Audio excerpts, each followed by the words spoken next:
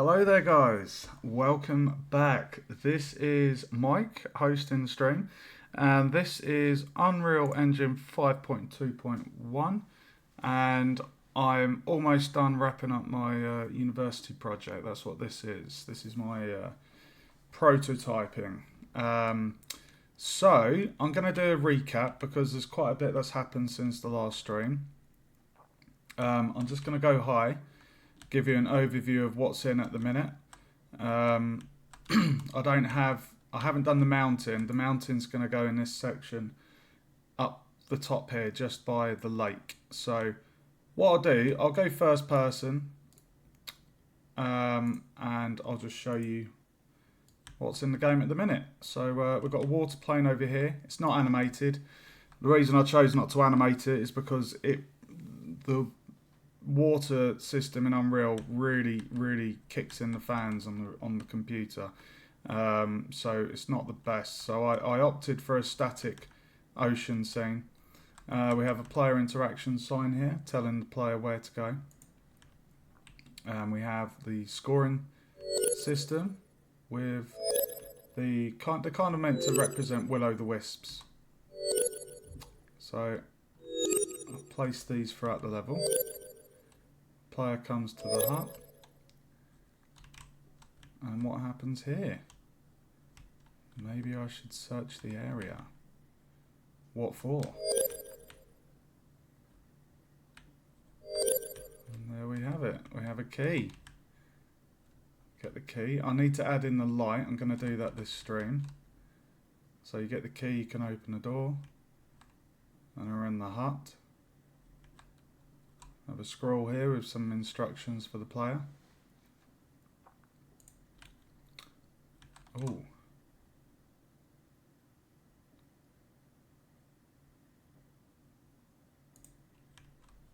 And then over here, over here is the torch. And then the batteries I plonk down here. And then you press T when you've got the torch and the batteries and you're able to use the torch. And then continuing on through the forest, I have some logs to collect from the fairy rings, which are over here.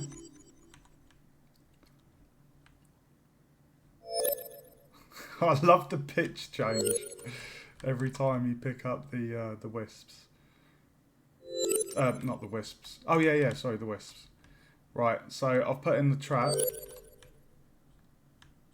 Now, I actually placed a high rewarding wisp, but it requires some. It can be reached. It goes up and down. I'm just going to go and get some health. These are the health pickups. They give 25% health. There we go, we got it. Okay.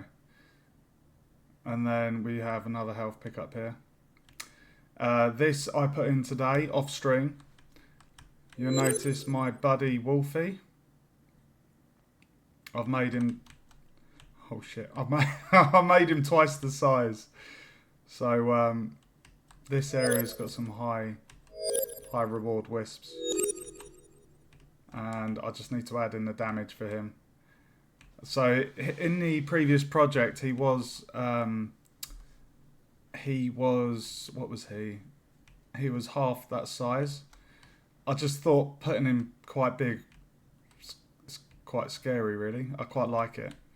It reminds me of Dark Souls. This area I need to put in a static trap, which insta-kills the player. I'll probably do that this stream.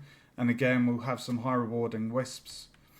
And then over here, guys, we have the water hazard.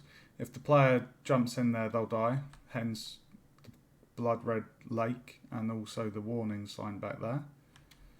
And this is where the mountain's going to be. So yeah, it's looking good, guys. It is looking good. I'm very happy with what I've done.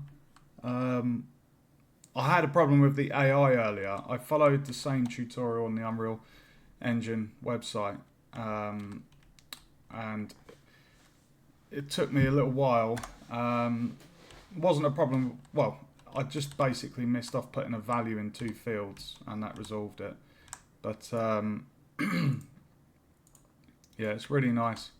It's really nice seeing Wolfie in action. So I might add in a sound effect for the player taking damage. I don't know if I've got like a wolf bite noise. I'm really happy with that. And then if I show you the nav mesh, so that's the nav mesh I've put in, navigational mesh. It's for Wolfie to go within.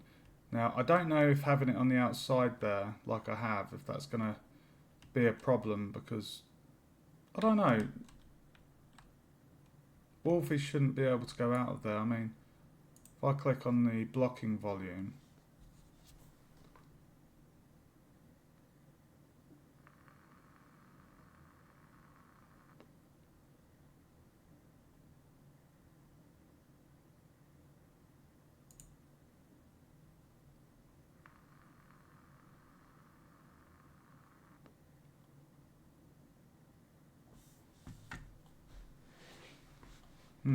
okay.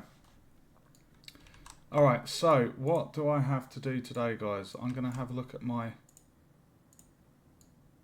list. So, really happy I put in the wolf. That was one job I wasn't looking forward to recreating, because there's quite a few screens you have to go through. What I would like to do is get the save and load feature done. That is something that once it's done, I can wrap up something else. Give me 1 second.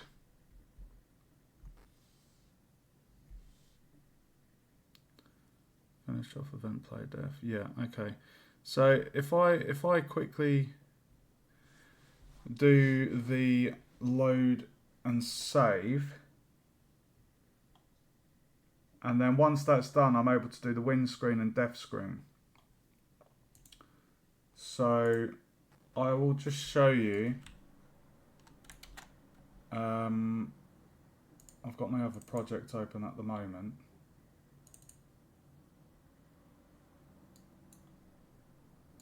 So this is this section here. It looks a lot, and it is a lot, but it's fairly easy to recreate. And basically how the saving works is I have a save file called save info, and that's basically just stats relating to the player. And it's a custom event, so I'll just go through the process so you guys know what happens. So it checks if there's a save game file in the slot for the player data. If there is, it will delete it, and then 1 second.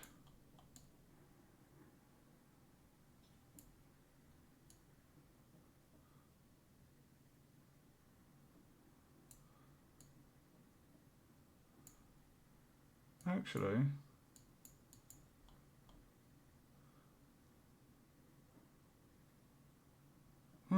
this is something I put in, guys. Basically, this little function here, ng wipe, means new game wipe, and I put this in so that essentially at the very start of the game, if there was a previous save file where the player had gone through the checkpoint system, I basically didn't want it to remember that, because I don't have a continue option and I don't want one.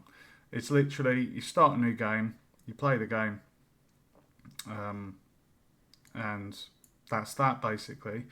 So this little custom event will just kind of clear off a save file at the start of the game. So essentially,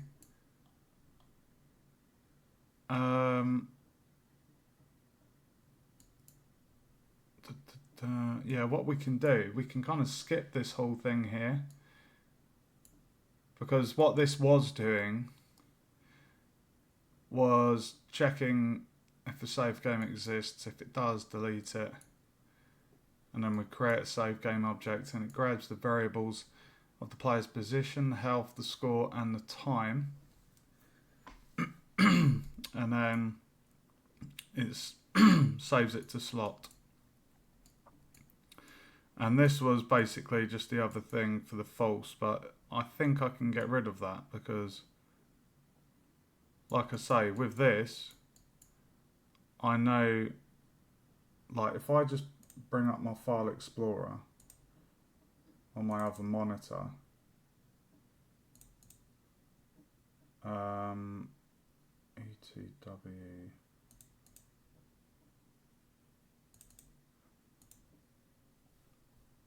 right, so there is a save game file. So if I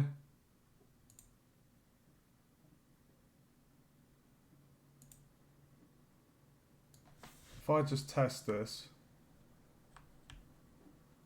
so I'm watching on my second monitor, I go through that, it makes a save file. If I press P, main menu, new game, it deletes it. So I can see the file being generated on the actual system.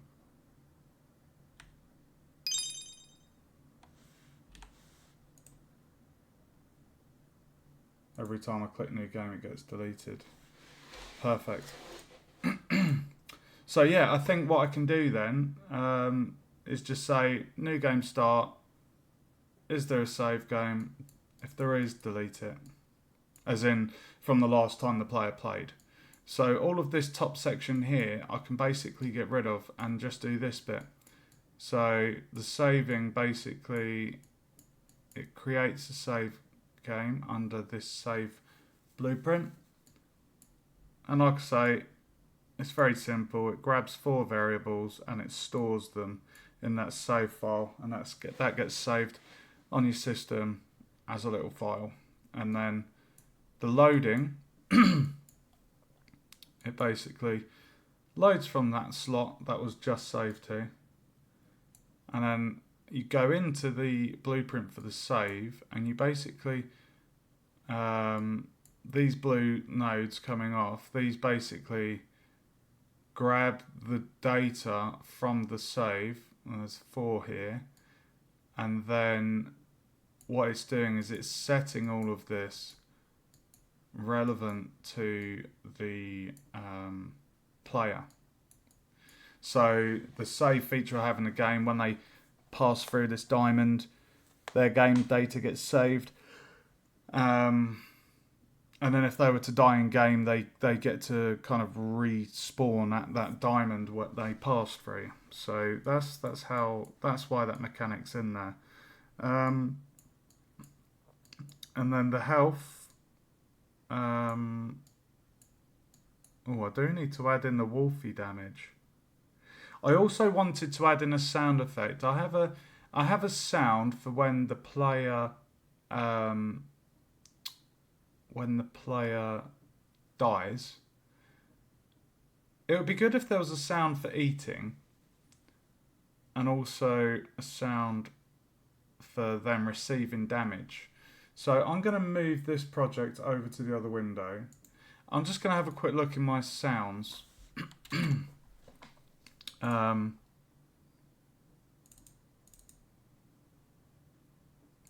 Just because I've got quite a few things.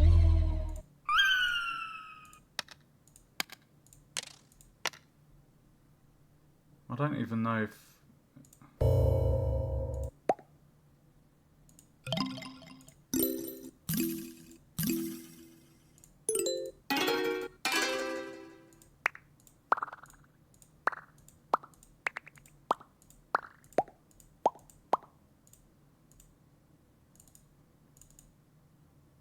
I wonder if there's one under here. Yeah. Yeah. Yeah.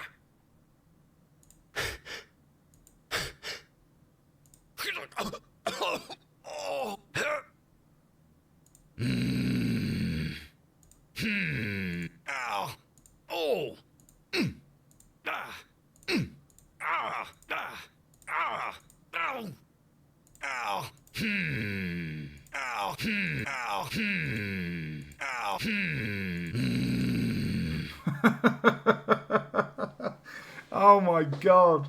Ah.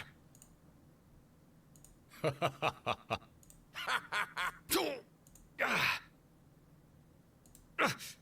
Ow! Ah. Ah. Oh! Hmm.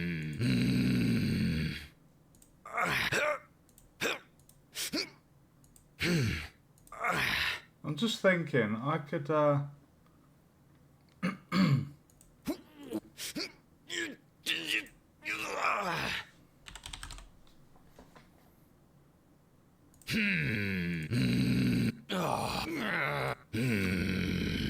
maybe that's something I can look at offline. I basically want to get I want to get a wolf.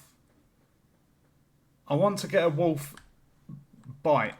So when they bite the character, they do, you know, like a little bite noise, and then I want a noise for when the player picks up a food.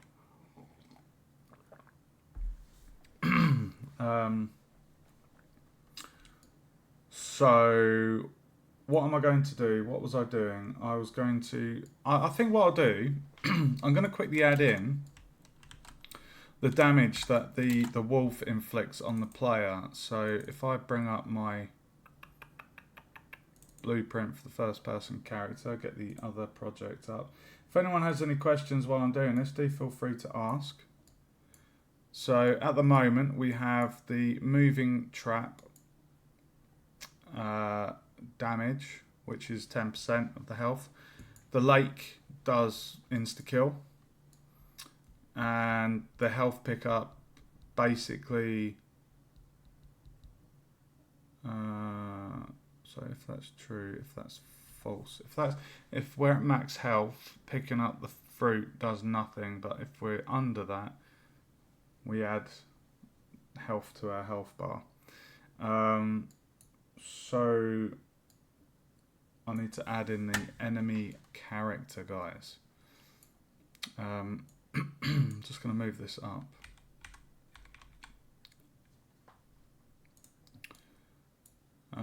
So I'm going to drag off the sequence and we're going to pass to enemy character.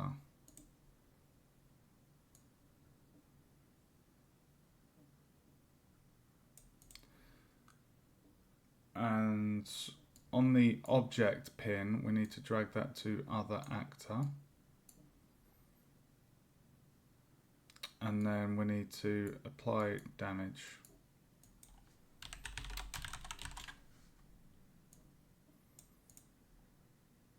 And this pin goes to the damage causer, the damaged actor, player pawn.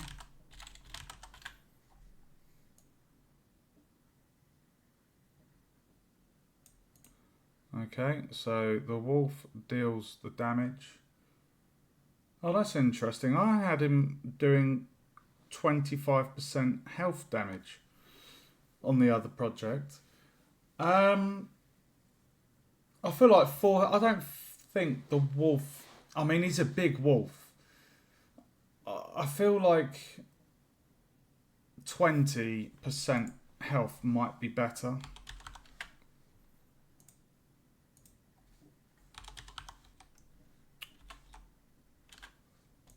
Okay. And then what we need to do is get this.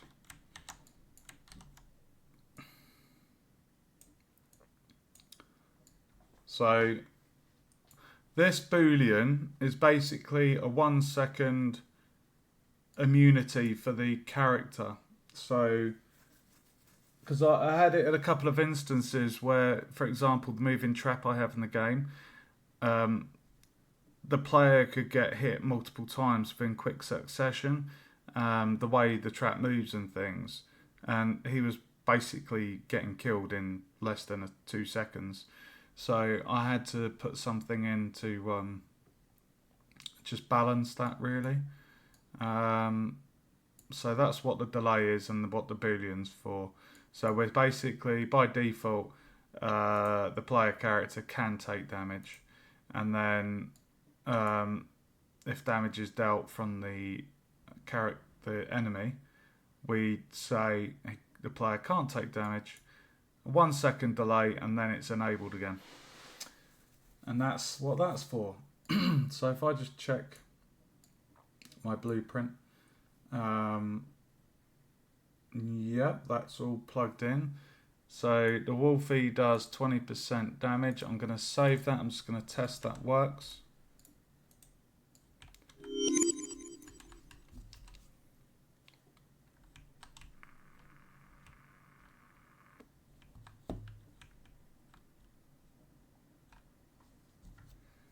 Come on, Wolfie.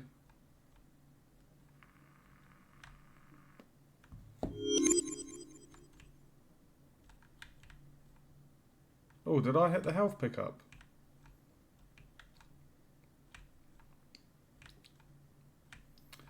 All right, that's to do with the static mesh. So I can show you over here.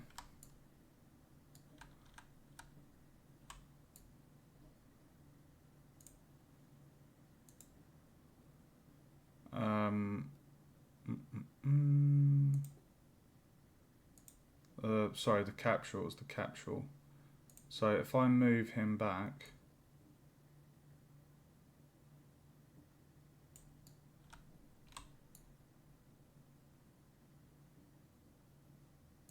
we can just test that.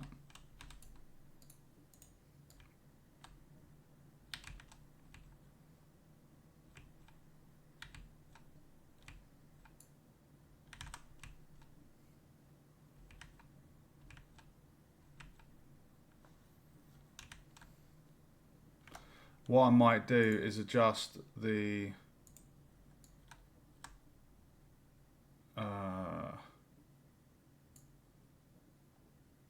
might adjust the camera and the mesh and the arms.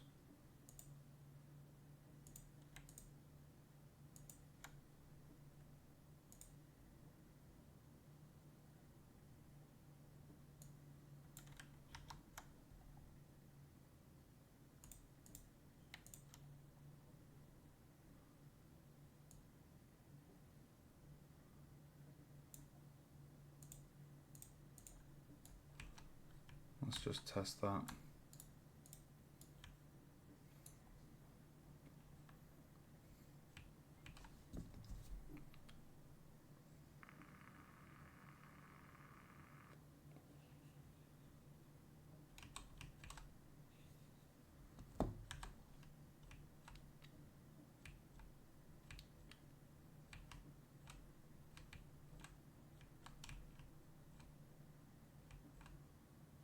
If I just look at my other project, alright, apparently I have that.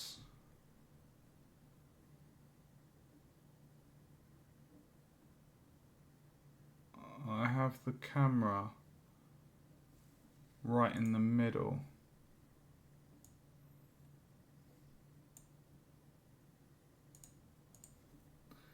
And if I go to my Wolfie, I'm on the other project at the minute.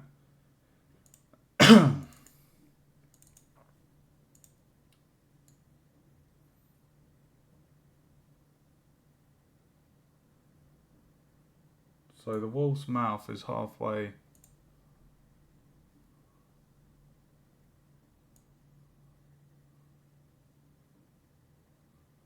It's about there.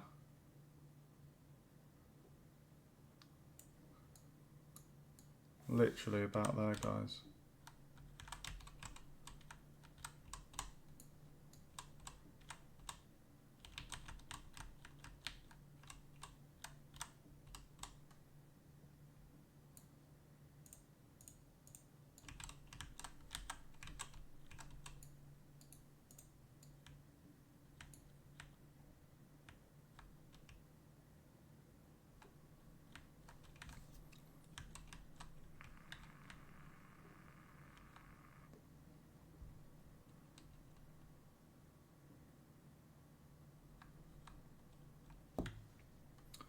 Well, that's a little bit annoying, isn't it?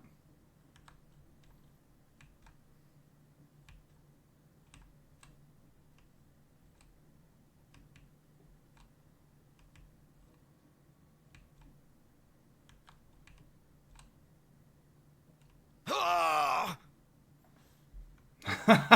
That's still... I love it. I'm just trying to think of a way...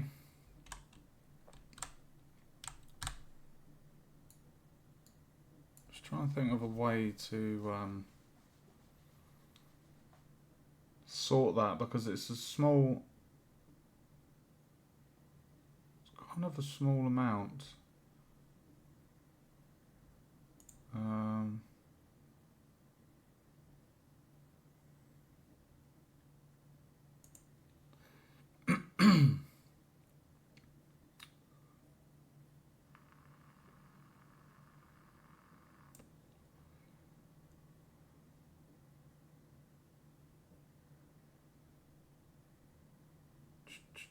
That's the capsule component.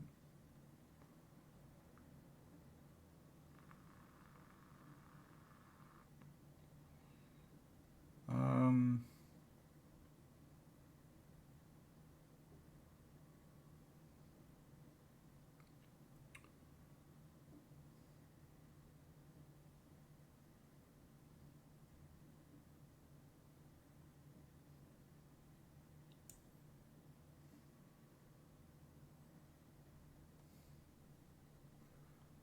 I'm wondering...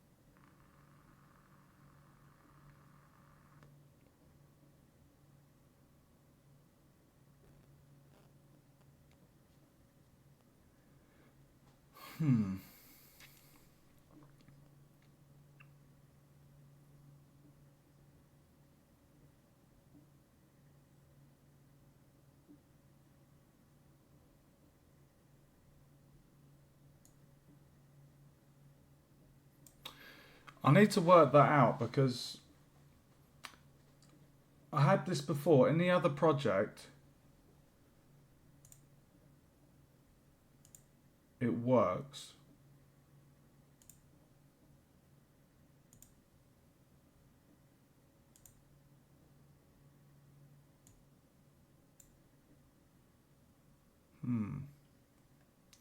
But it's kind of...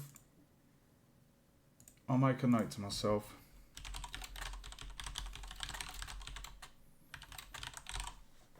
I will fine tune that. I had this in the other project.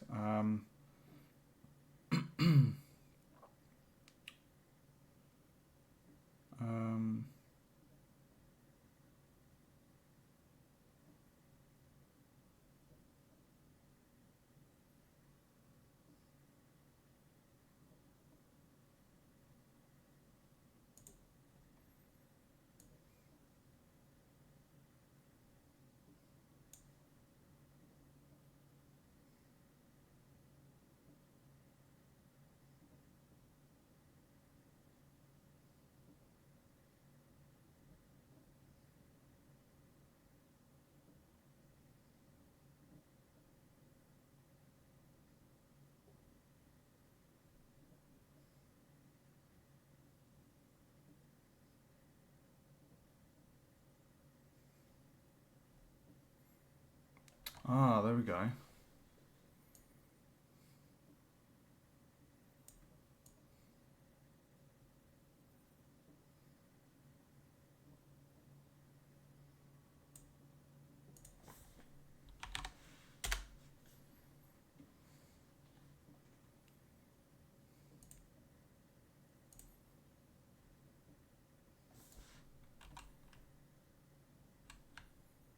Let's see if that works any better.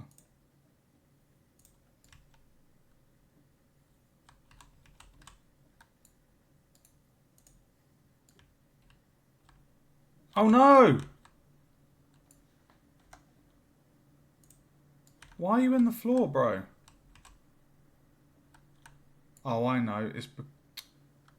Hold on.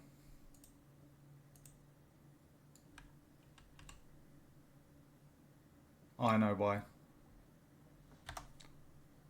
That happened because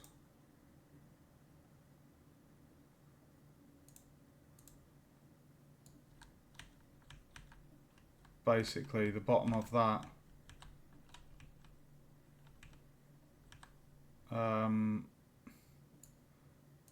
because I kind of shrunk that. Let's try.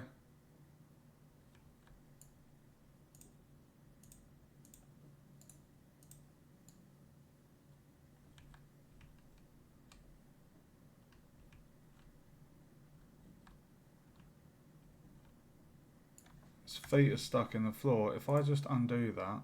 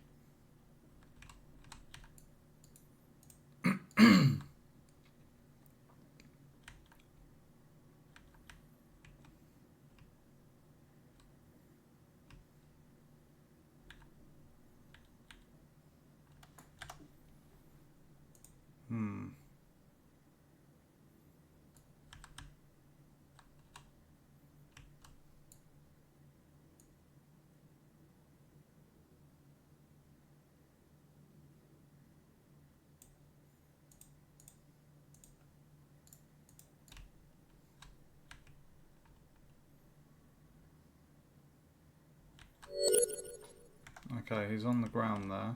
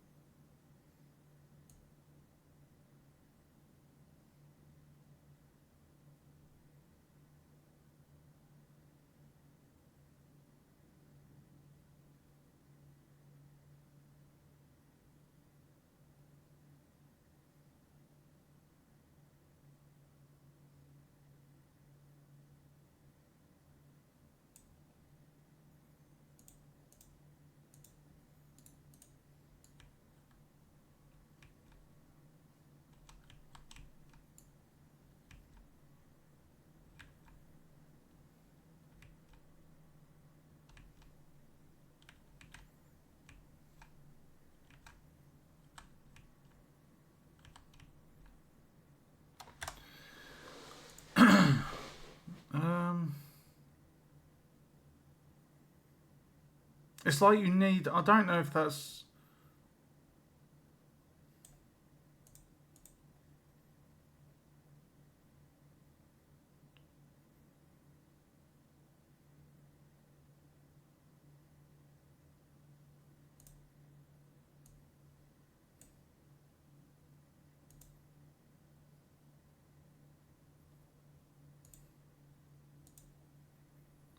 Let's test that.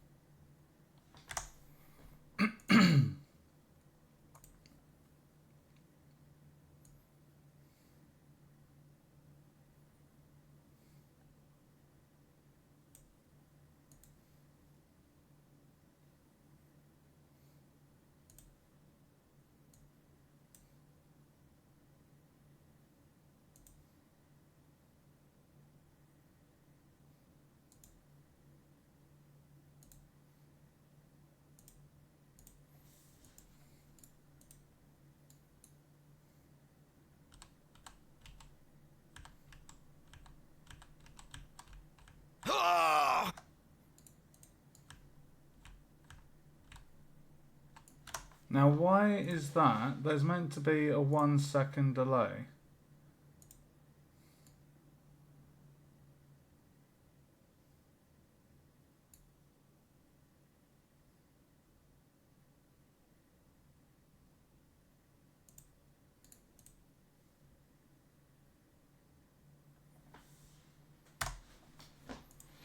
Hmm.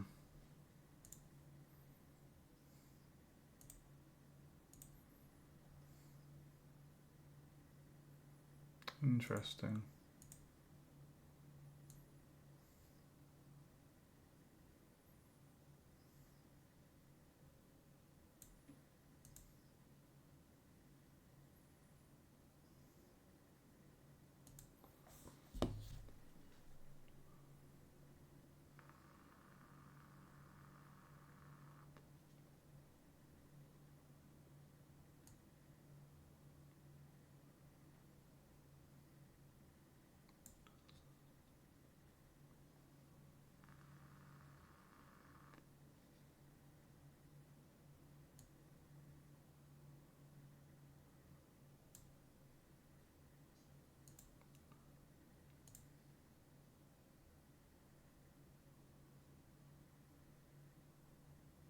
I wonder why.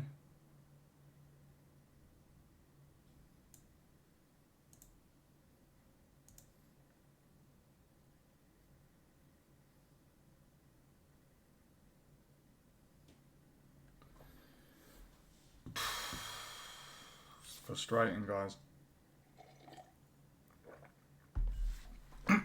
I'll show you the mesh on the other one.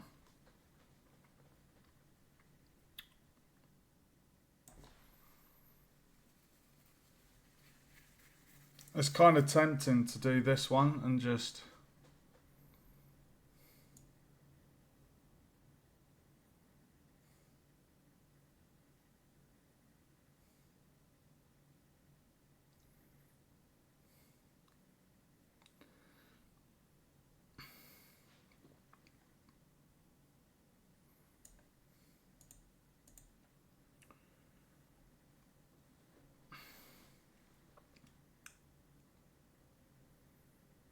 I'm going to try and replicate that and see if that helps.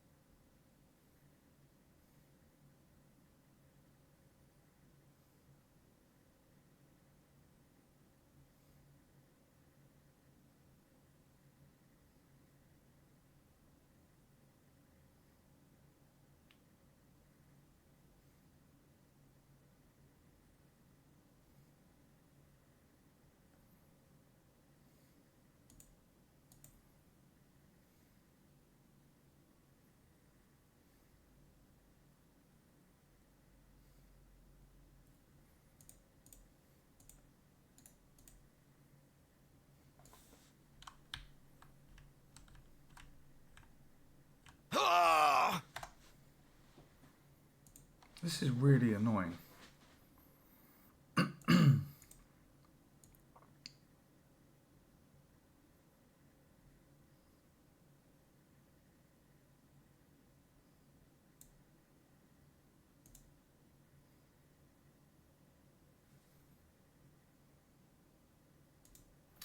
I'll tell you what I'll do. I'm going to copy the capsule height.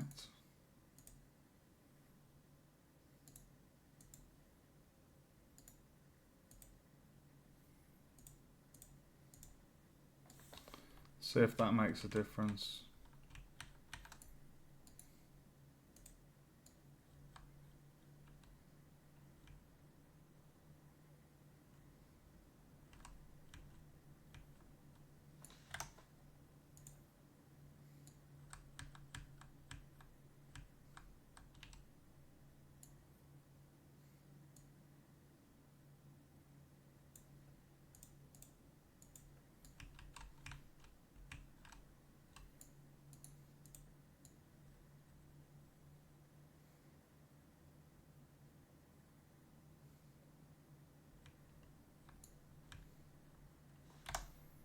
now he's floating.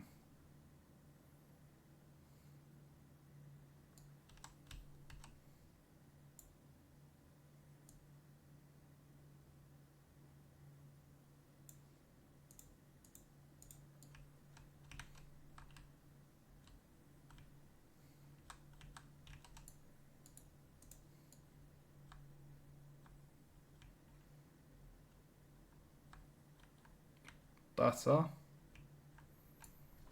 Let's see if that works.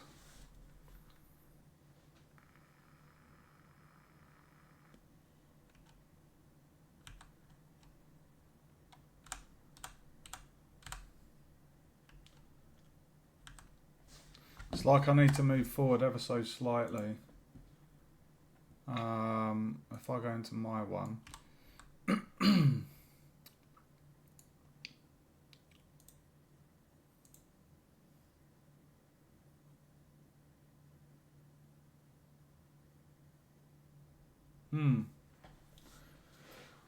Yeah, so on the other project, the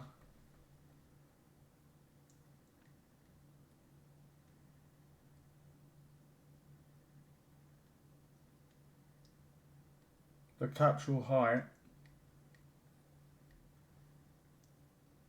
The capsule height and radius is the exact same as this one. I'm wondering if it's to do with the size of the wolf. Because in the game, let me just see if it is because of the size of the wolf. If I shrink that down, because that's on a scale of 2. If I just test it.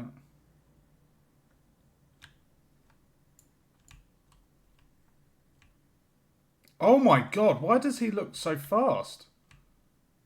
Holy shit.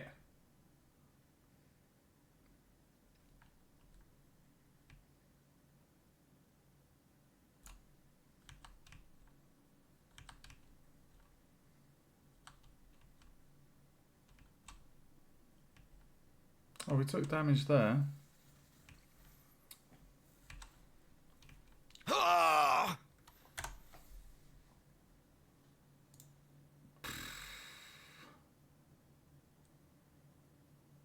That's super annoying, that is, guys. I will play around with that and see if I can... Why is he in the air, bro? I will play around with that, because I don't want to waste any time going over that. I'd forgotten it was something that was kind of bugging me. It did work, but there were a few occasions where he'd make contact and he wouldn't damage. Oh, he did it then.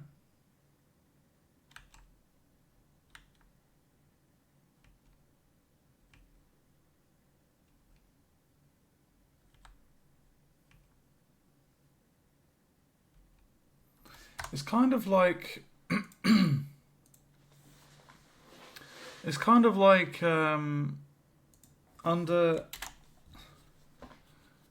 What was it? If I go into...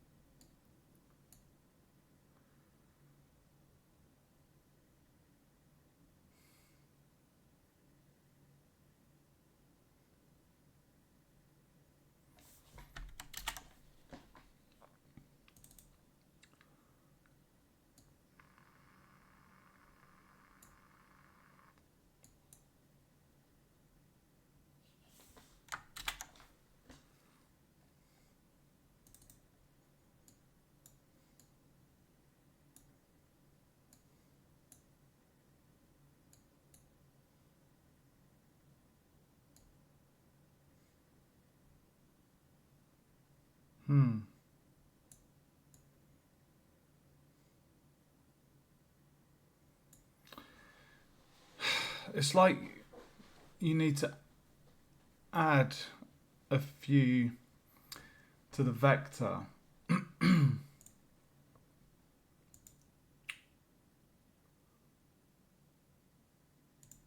Because it does do the job. But it's like there's a tiny gap between the capsules colliding. I'm not too sure how to sort that because I've played around with the size of the capsules. It's kind of like you need something to say in there like the wolf will keep moving until there's a collision. That's what should happen.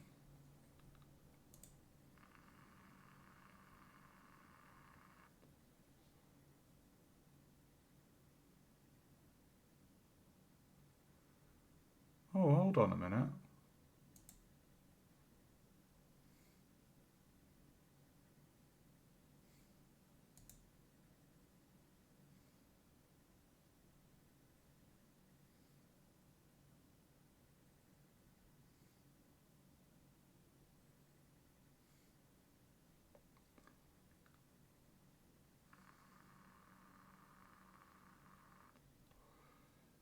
That's interesting.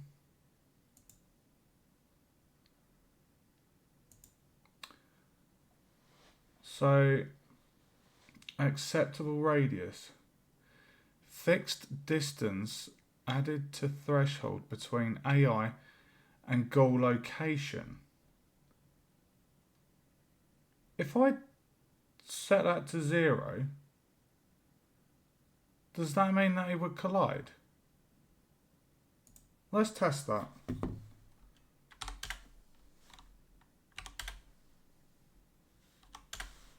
I wonder.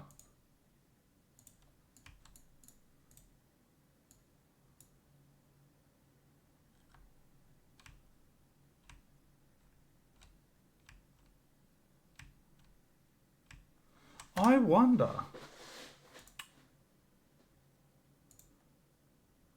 Let's put that up to 20.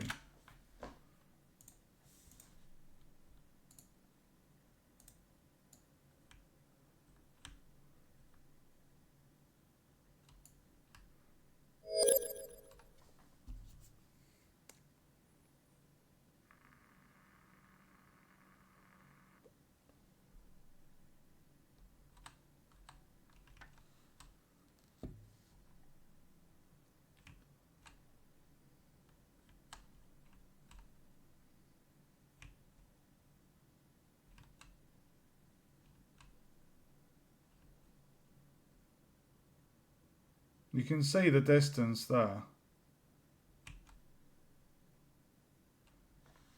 So if I put that back to 0,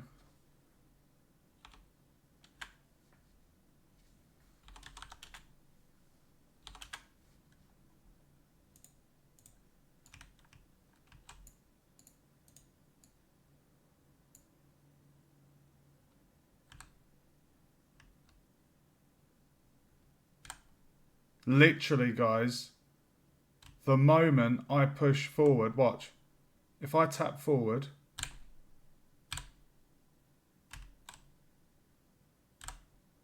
okay, it looks like that is the thing. Can I go negative on that? Bollocks.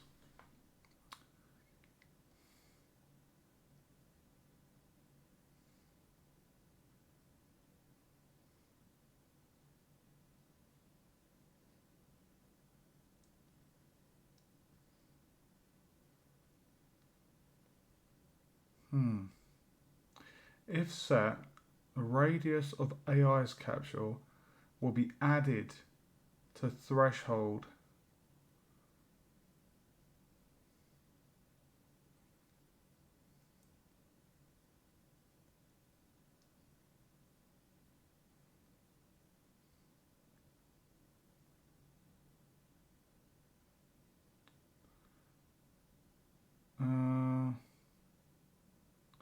Radius of AI's capsule will be added to threshold. So if I untick that,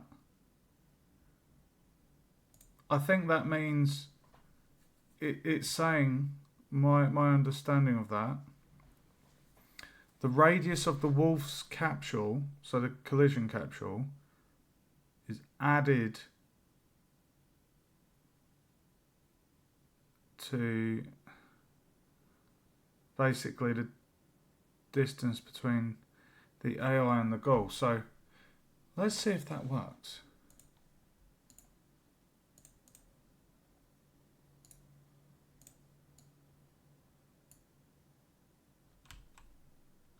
I fucking did it! Yes, mate! Oh my god, did I do it? Hey, sorry, dude. Sorry, I've just seen your message. Hey, Pixel, thanks for tuning in, dude. I don't recognise your name. I think you're a new viewer, so welcome. If you turned both of them off, it will never reach the goal. Right now was set to 0. The actual goal was around 50 to 60 radius because of the width of the capsules. Okay. Yeah, sorry. This was something, Pixel, that was bugging me on the previous project because this what you're seeing on screen. This is it's basically all the components and mechanics from a separate project. The other project was a sandbox version of me getting the mechanics working, and I've been migrating stuff into this with a landscaped world. And this AI colliding with the player had been bugging me for ages. But it looks like I've just solved it, and it literally is this section here on the behavior tree. It's the move to. So unticking the reach test, and this is a good way of just trialing it. I can try the other box as well. So if I just, oh, it's perfect. Look. Oh, that is just. Oh, I'm dead.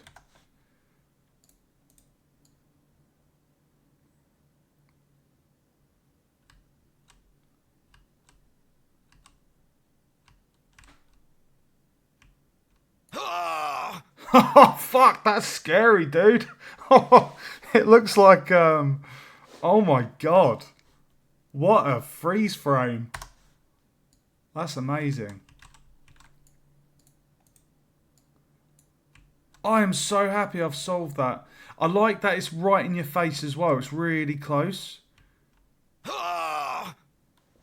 Okay, so that distance there, he didn't bite. So if I now try the other one.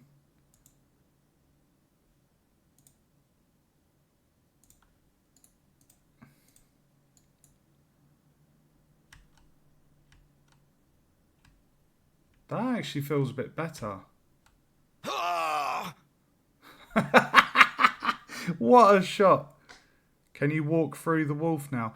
I did have it so the player sorry, that's such a funny freeze frame. Yeah, I made it so the player could pass through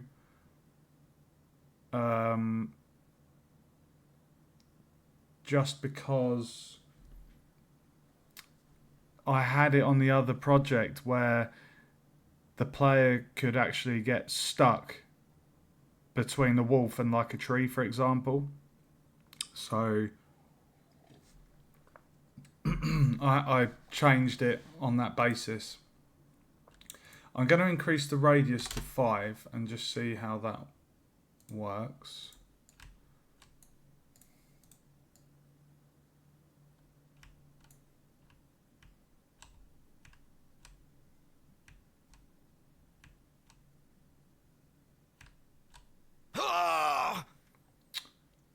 Okay.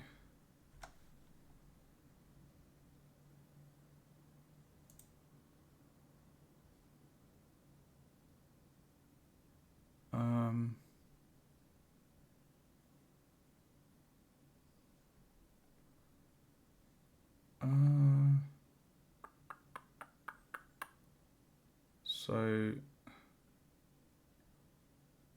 if I bump that up to 20. Okay, alright, let's give that a go. I kind of, yeah, the way the behavior tree works is he moves there, then it bites.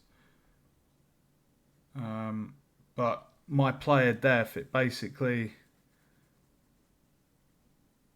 it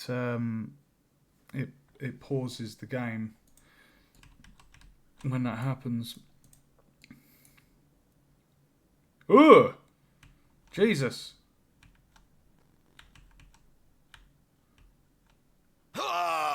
Okay, that's way too close. Good to know that the threshold, though.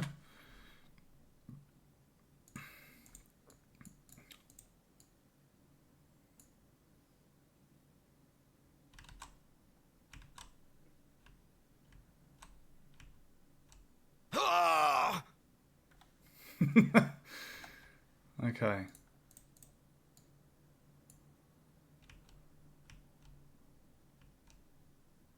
Ah! Let's just see what happens at 150.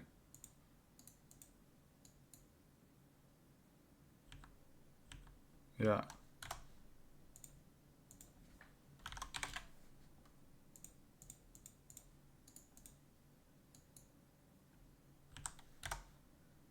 I'm so happy I solved that, dude. That has been bugging me for weeks.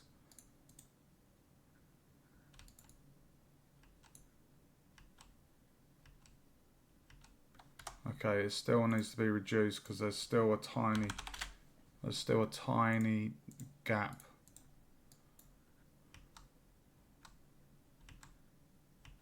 Ah!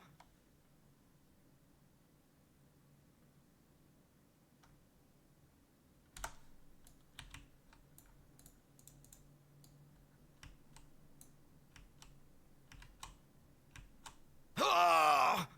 You know what? I might leave it like that. I mean, I don't know if I'd leave it as 65. I quite like that. Like, if I just show you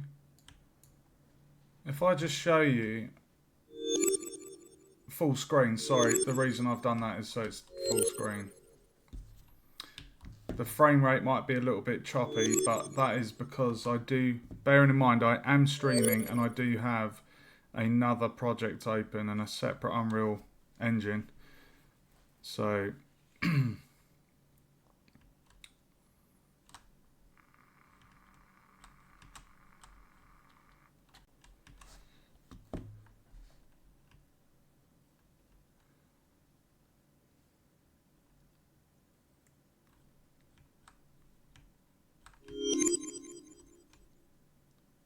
I mean, that is really close, bro.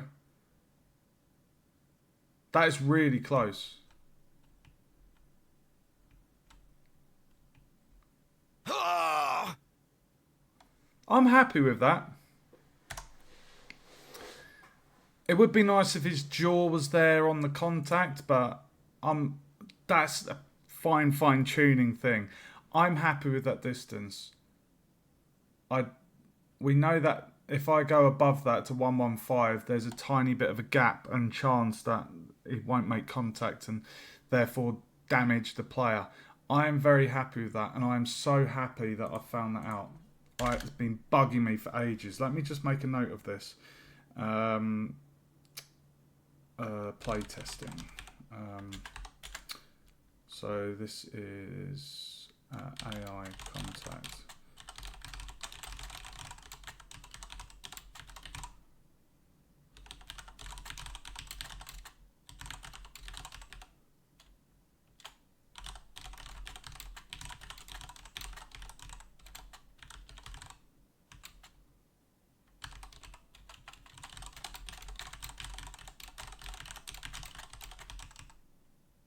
Okay, sorry. This is a uni project, so I have to write down any playtesting and bug fixes I do. So that was a really big one for me. Like, you do not understand how big that was. I'm so happy I solved that. But welcome to the stream, Pixel. Are you new? I'd like to say I tend to get the same viewers tune in quite frequently when I'm doing game dev and stuff, and I don't recognise your name, but welcome along. Right, so if I bring up my spreadsheet, I've got to implement the save and load, so I'm going to quickly set that up. And once I've got the save and load set up, I can then do the high score feature. I've already got all the widgets made for that. Well, the textures. So You don't recognise the voice? What, my voice? Okay, so I'm going to show you, just in case you were interested. This was my sandbox. I can quickly show you. This was the first project. This was where I got all my mechanics working. This is the birthplace of the game, basically. You'll see that nav mesh on the bottom left there. That's the wolf. And then that hut is a key area in the game. You got the wisps in there, the water plane, the mountain was a play around, and then that thing on the top right was where I was trying out my textures I've made. And then we've got a static trap and a moving trap by that fire. So right, yeah. Well, welcome to the stream and the channel, Pixel. Thank you for joining me, dude. I hope...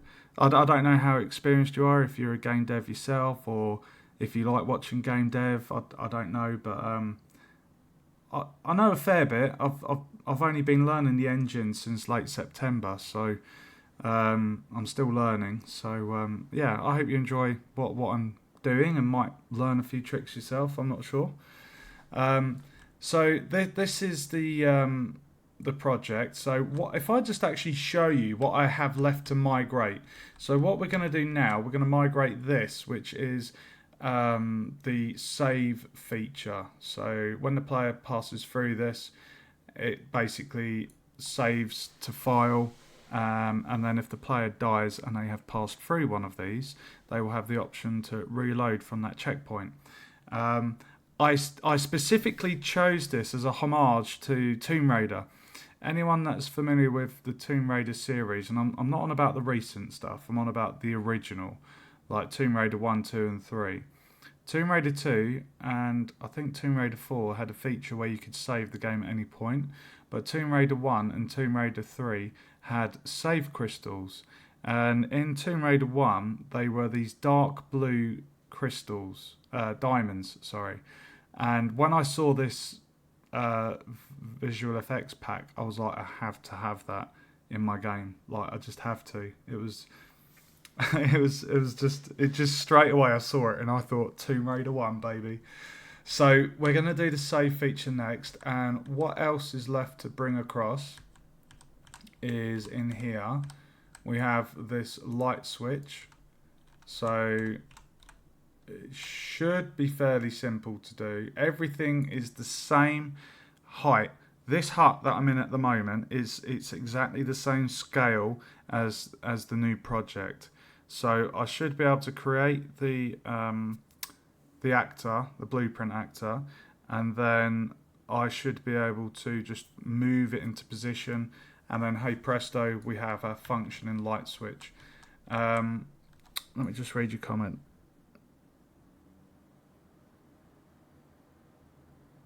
Ah, well, I'm 37, dude, so we're not too far apart. Yeah, no, it's cool. It's nice. That's what I liked about the Tomb Raiders, because it actually made you be super more careful, because if you made progress and you hadn't got to another checkpoint, and it actually gives you a little bit of pressure as well, because you're like really careful trying not to die. But yeah, I mean, it's nice. It's nice that the Tomb Raider series, the originals, they had the first game with this save feature, and then the second one you could save at any point. The third one they brought back the crystals, and the fourth one they brought back. So it's quite nice that the games hop between the two. So the next thing after the save feature, this element here. If I show you how this works, you might like it. Basically, when I've put the mountain in the new project, I'm going to have these movable cubes that the player moves, they jump on, and then they can get up to the next level of the mountain. So that's what these cubes are for. This element is the puzzle. and this is a shitty thing that I put together. It was meant to be kind of like a caveman drawing of get 2 relics, put them in the box, and then you got fire. So you don't get fire, but you get the materials to make the fire. So that's what that's meant to symbolise or signify. So this puzzle, this is a depository.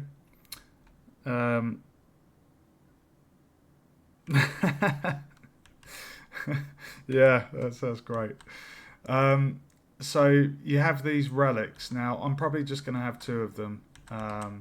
So you pick them up, and then when you put them in here, it will add an integer to this, and then when this one goes in that...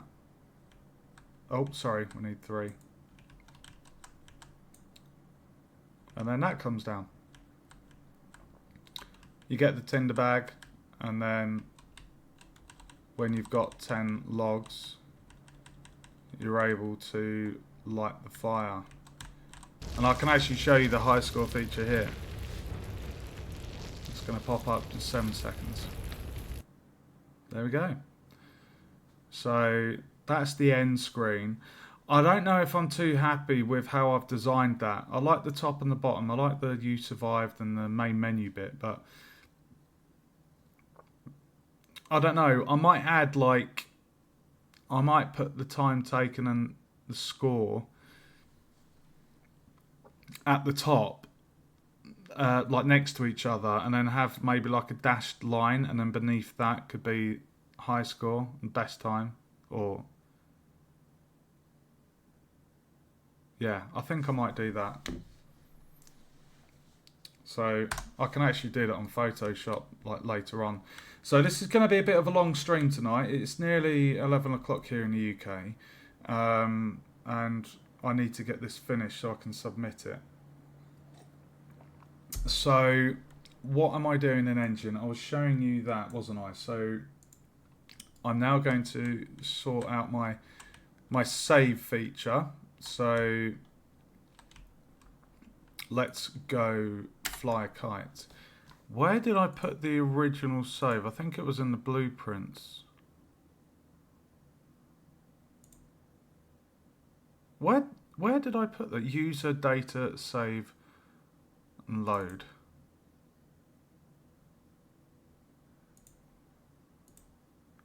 I might rename that to saves. User save.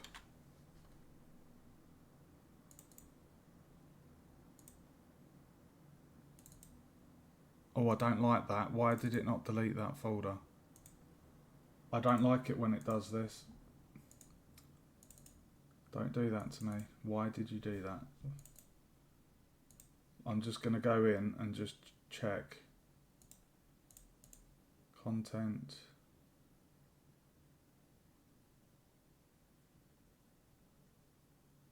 First person.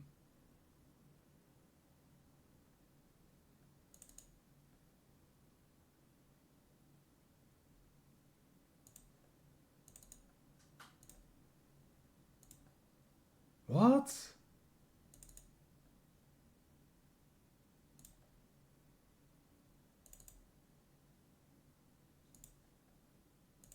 Okay, I'm just gonna... I don't really want to do this in case it messes it up, but it's showing on system there's nothing there. Yes, you can, Pixel. Don't worry, that is... I'm aware of that. My one of my boys did that. So, and I knew I could do that myself as well. So,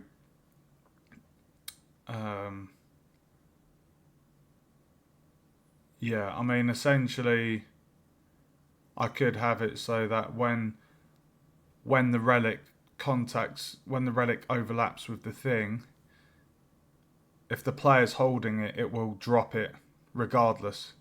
I should be able to add in something to stop that. Now you can see on here in the content drawer, I made a new folder, user save, and that's in there. There's nothing in there. I'm just going to save this.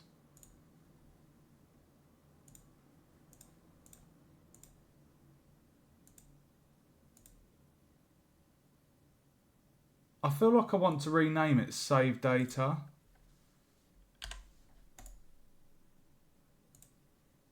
I'm going to call it Save Data.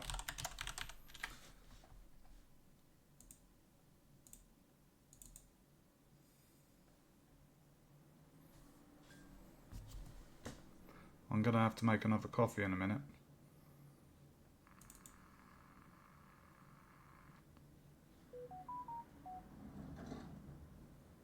Holy shit, it is really windy outside.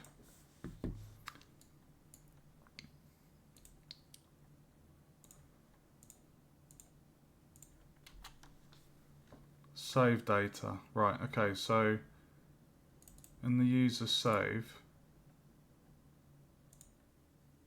can I move that?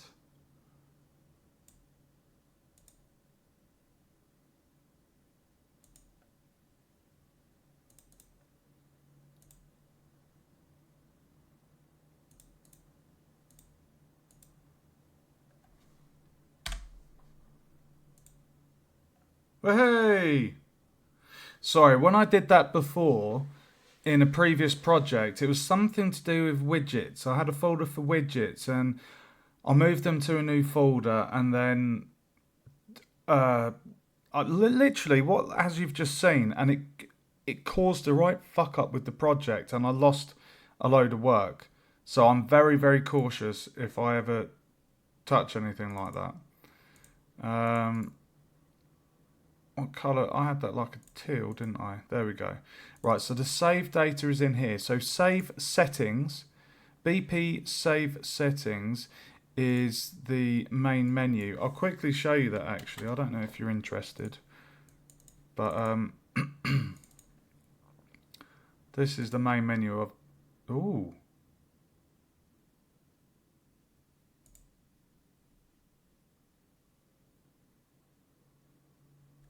What?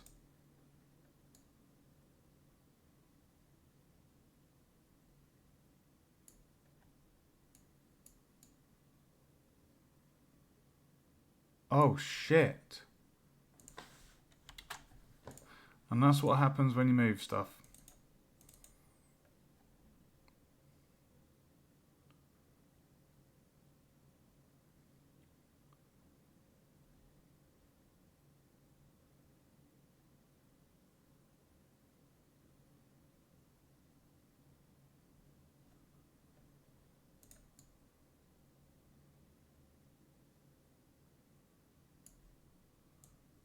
Fuck's sake. Oh, what has gone on there?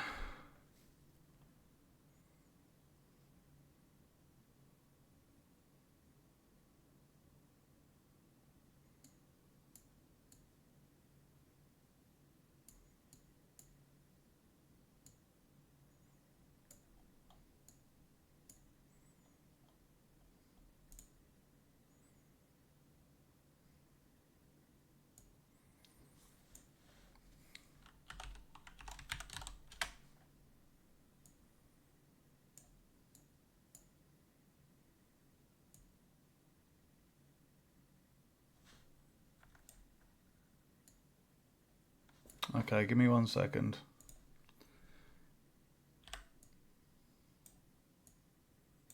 That had me panicking then. That wasn't funny. Save settings.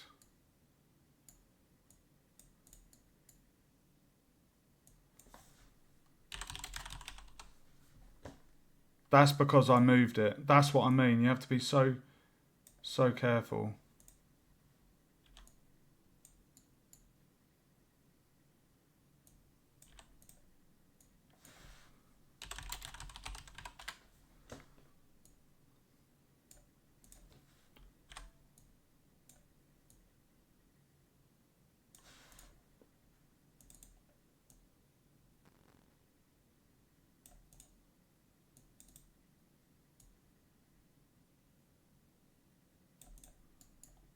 Right. Okay. Is that fixed? I feel like I need to go into the controls now. That's making me panic.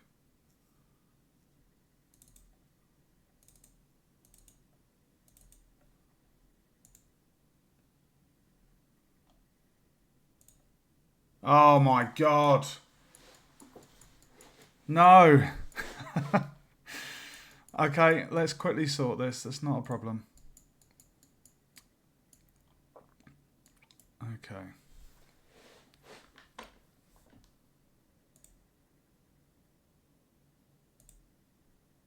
Why are you giving me an error?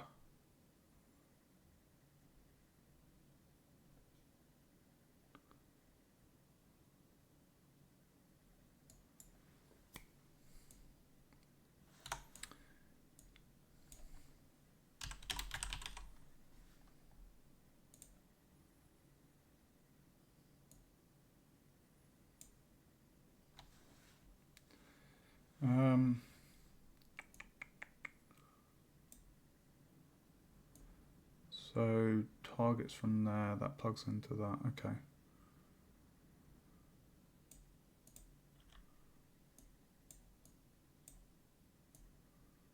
Don't worry guys, won't take long to fix. It's audio and music, and then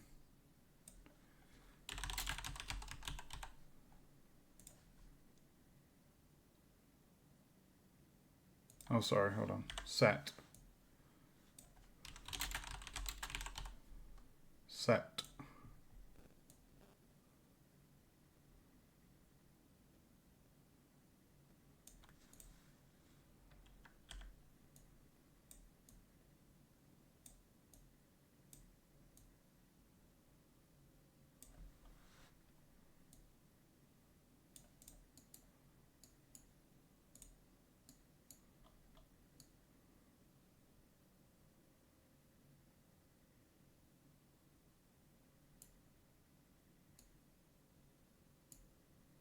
So are you being a bugger because of that? I think you are, aren't you?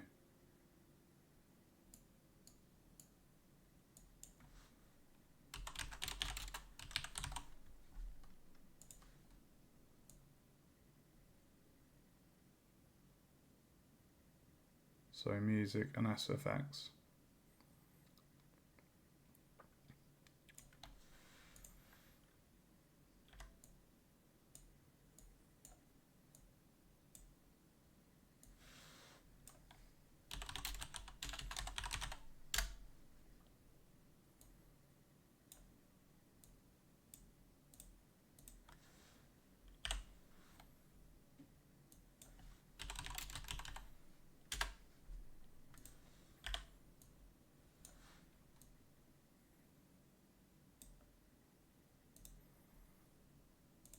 Fixed. Love it. Settings is working good. Save all. Lesson learnt. Do not mess around with moving stuff in the project. As you saw what happened. I had to organise it. It was bugging me. But it's just annoying. So I'm going to keep that folder as saved data. I'm just going to leave it as is. So I was going to show you the main menu. So this is the main menu. It's a really beautiful scene. I don't want to show you the previous menu because I'm too embarrassed by it. Bearing in mind, it was a quick put together just for the purpose of getting the UI working. So this, the player has the option here to essentially save their data, their settings, sorry. Save settings. Why is that at 0? 1 second.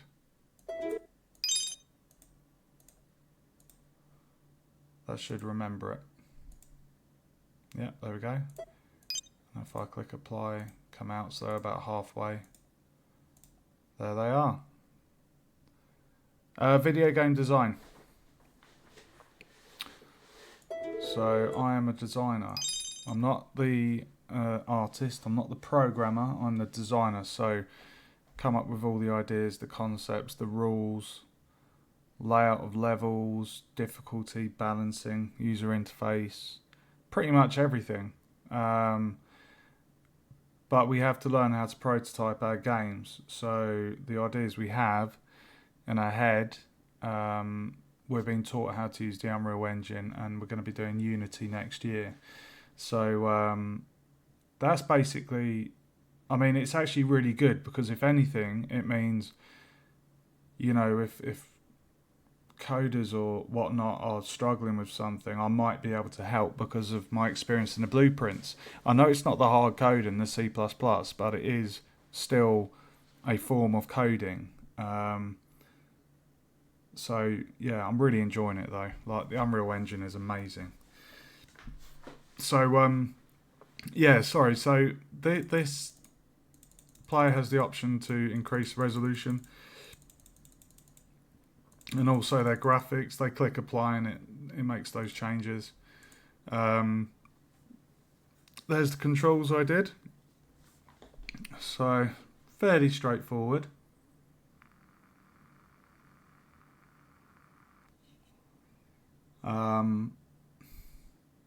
Yeah, I did all of that in Photoshop.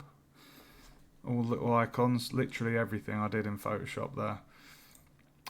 So that is the menu. So I'm going to stop waffling and I'm going to jump in to the what's its chops. The save. That's what I was doing. Sorry, I'm just getting a bit lost here. Right, so come out of here. Save data. So we have the save settings. So BP save settings. I wonder, I kind of want to put an underscore in that, but I'm scared to. I'm going to do it.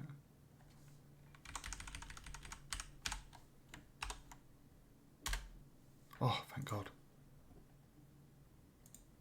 Let me just check.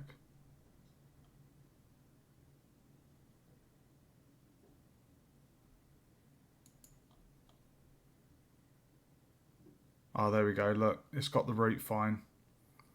BP underscore save underscore settings. Perfect. Sorry, I like to have order, like just, you know, nice and organised. Okay, so we have the BP save settings. So this one is a save file, which is just holding the settings quite simply from the main menu. So the user defined music and SFX levels. Now you're probably wondering, well, if you've done that, why didn't you put in the graphics and the resolution?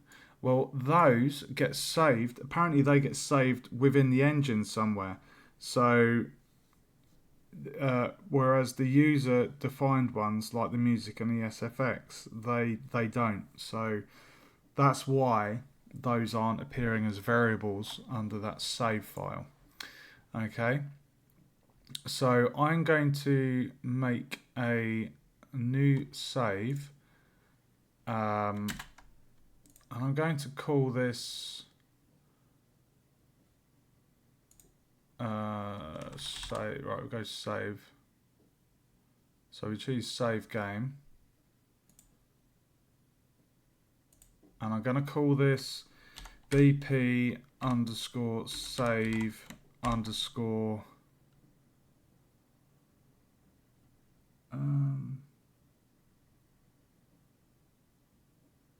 I mean, checkpoint would be good because that's what it is. It's a checkpoint. Yeah, I'm gonna call that. No, I'm just gonna put game. I don't want to overcomplicate it. So we have one for settings, one for game, and then there'll be one for high scores. Okay. I'm gonna have to make another coffee in a minute.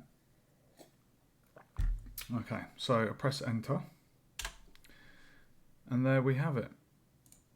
Quite simple. I'm just going to load up my other normal map. Um,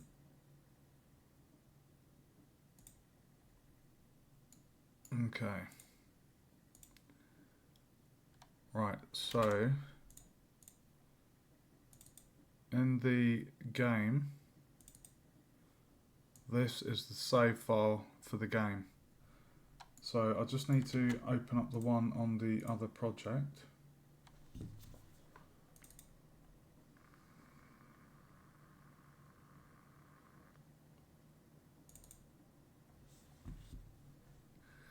Okay, so what we're going to be doing here, guys, where I'm just copying across my thing from the other project, and this is the saving system I've come up with. I did find a tutorial that showed me some of the ways to do this, but I slightly adjusted the blueprint to meet my project.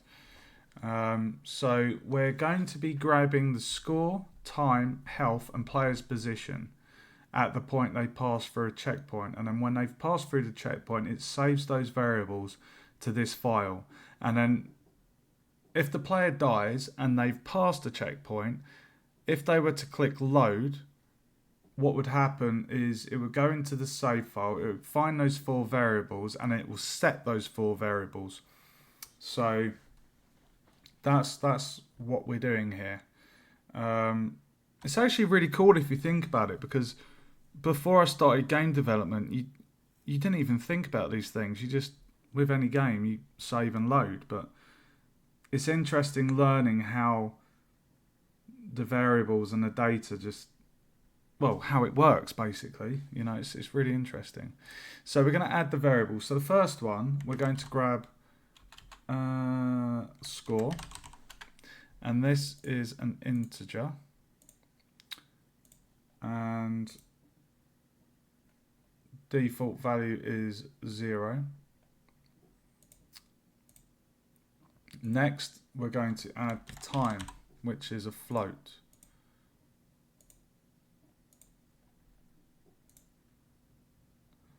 And next is going to be the health. That is also a float.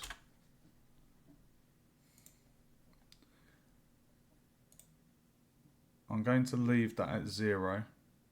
I don't need to actually have any default values in here, because this will get updated with when the player passes through the checkpoint. So this one is going to be player position, and that's a transform. Okay. And those are the 4 variables we need. Right, so now I'm going to go in. I'm sorry. I'm so happy that wolf and contact is up. I'm so happy that's done. I've got a really good. I'm feeling really, really good about that. So we have the wolf inflicting damage here. So on my other project, the save. Right, so I'm going to make a custom event, and we're going to call this saving. Alright, so we're not going to check if a game exists. I'm just going over my previous code, because I'm going to have a separate function for new game wipe where it just deletes any previous save. So does save game exist? Deleting the start. Right, create save game object.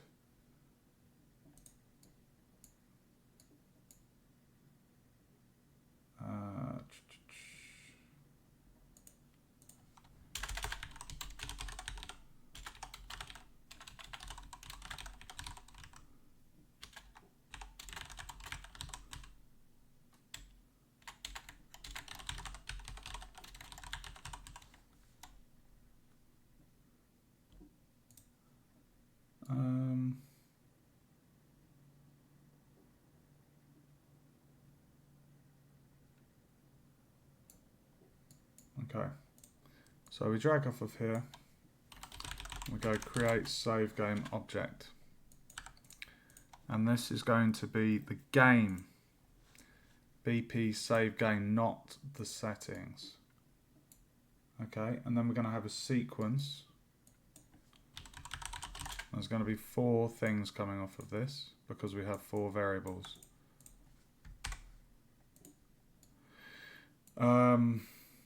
Right, so the first thing is we want to get the actor transform. And we're doing this all within the, notice we're doing all of this within the first person character blueprint. Very important. So I'm going to get actor transform, which is myself.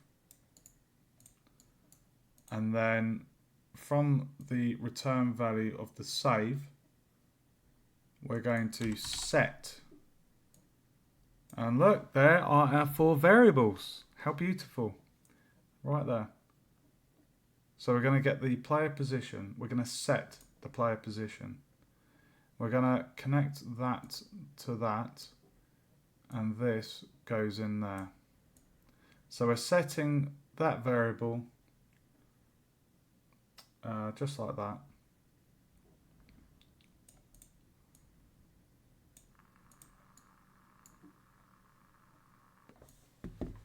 It's not meant to look pretty, guys. There's quite a lot going on with this. Right. And then off of here, I'm going to drag a pin down here. And we're going to save game to slot. And basically this pin goes into that.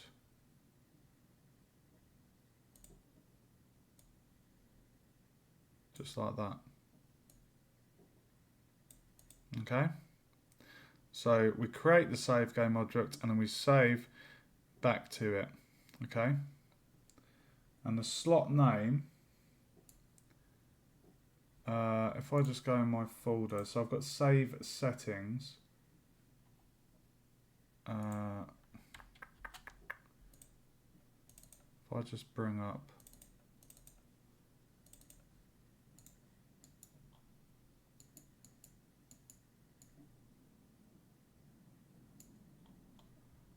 save settings. So what I'll do to keep consistency, I'll call this save game. It makes sense to do that.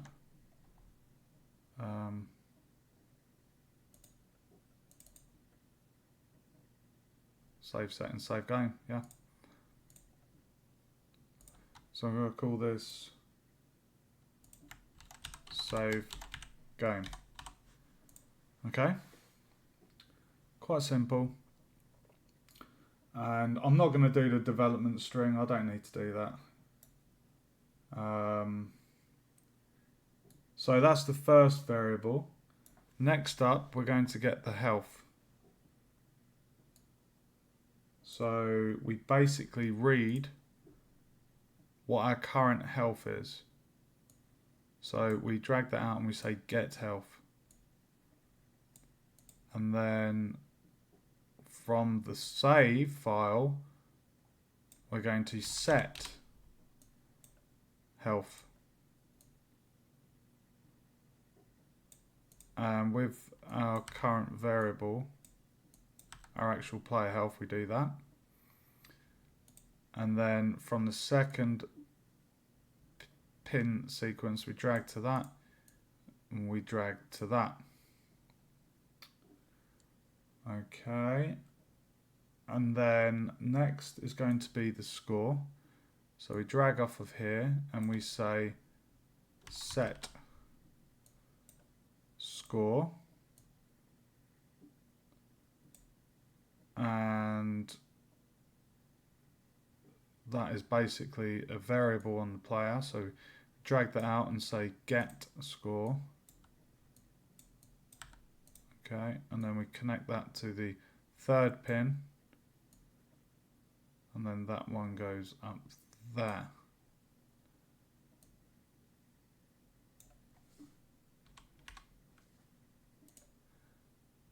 I know it doesn't look the most pretty because there's a lot of spaghetti going on, but it works. I don't think there's any other way you can make that look pretty because, well, just the way it all connects. Like, yeah. I mean, you could, but it's just a lot of work just to... I mean, no, I like it. I actually do like it like that. Alright, so now the next one is a little bit trickier, guys. The next thing is the time, and this is within the first person game mode within the widget. So it's a bit of a dig to go and find it. So what we're going to do, we're going to bring up the content drawer and we're going to open first person game mode, because that is where I am casting the HUD to, or where I'm casting it from. Okay, so I'm going to close this save. No, sorry, I'm going to, why is that? I'm going to close the settings there, and right, so we're going to drag off the last pin. No, we're not. We're going to get the game mode.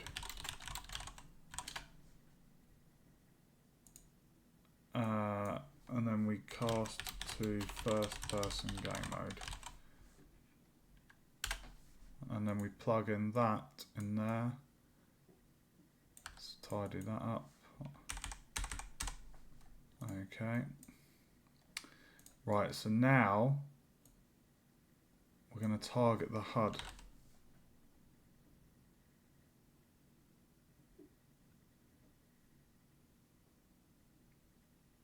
Get the HUD reference.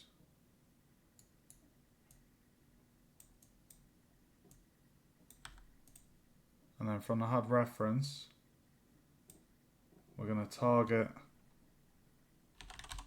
time. Hey! There you are, baby!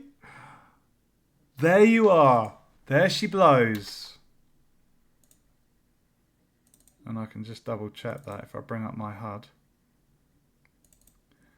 You can see here, guys, we have the health bar, which is just there. And if I go into the graph, where is it? Sorry, why am I saying health? Sorry, I don't know why I was saying health. It's the time. What a numpty. Why was I saying? It's because it's green, isn't it? That's why. They're both floats, both green in colour. That's why. So it is going into the WBP HUD, which stands for Widget Blueprint HUD. That's where the time is. That's what we're getting. So I can come out of that. Come out of that. We go on here. Get time. And that is our time variable, guys. And then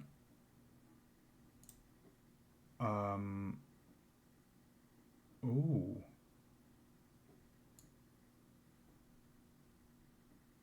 Right, hold on 1 second. So game mode, blueprint, reference, the time. Okay. And then in here, set time.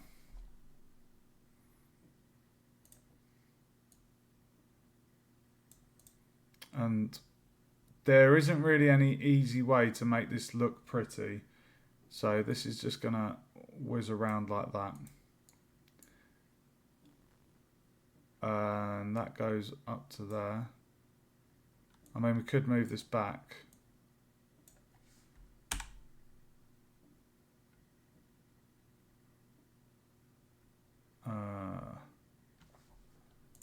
And then this one goes up there. And it is that simple. So that should be...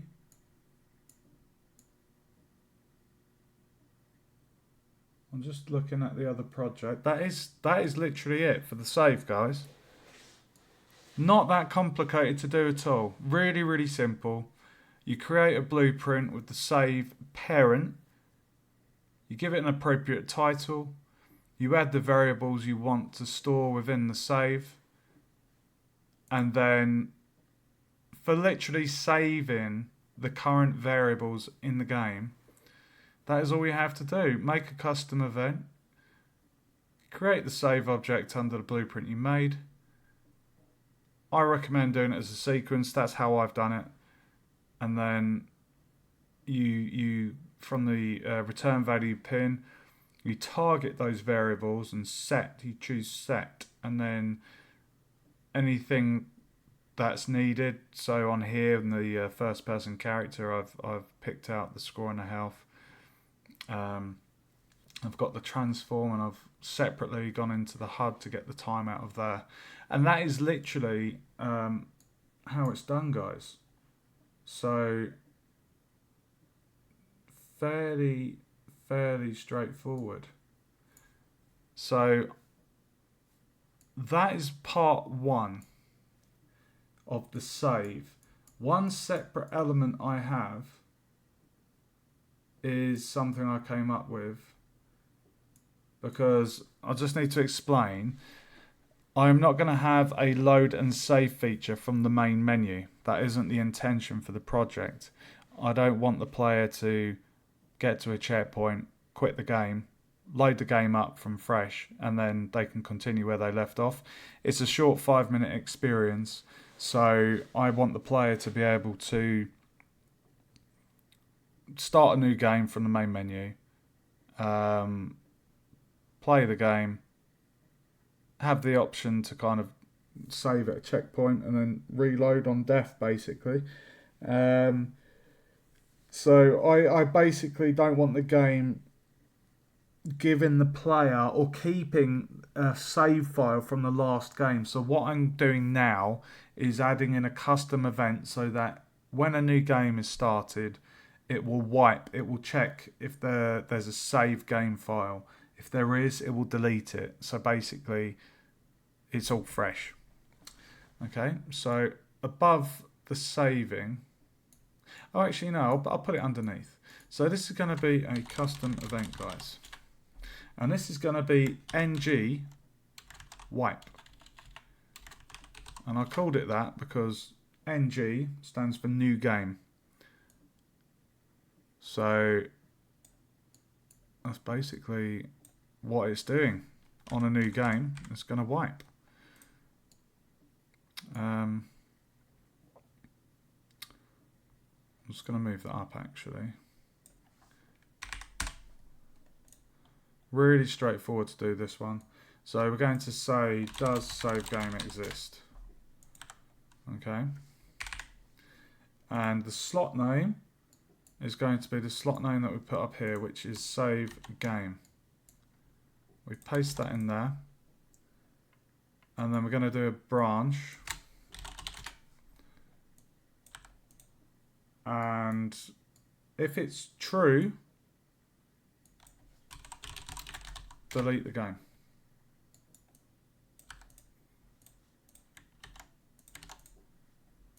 And it is that simple, guys.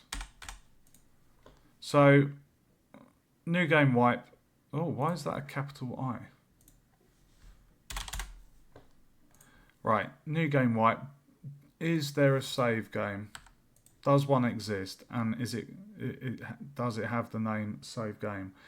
If it's true, then it will delete it. If it's false, it doesn't need to do anything. Okay, so I'm just going to copy the comment from the other project. So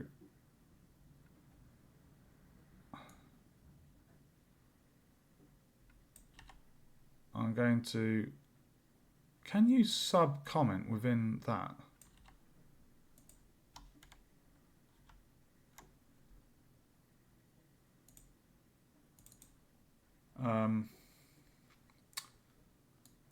Sorry, bear with me.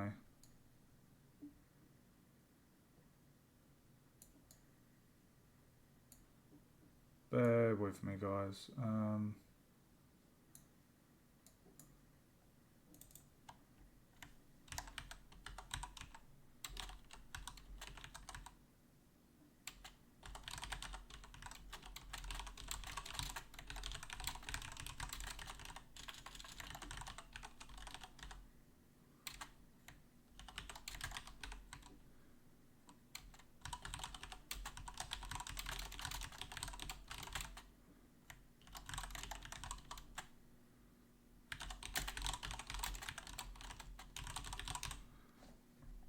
Okay, I'm going to give this...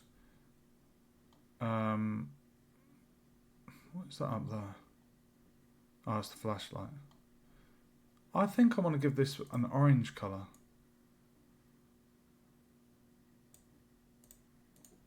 Peachy. I like it. I'm just going to boil the kettle, guys. Bear with me.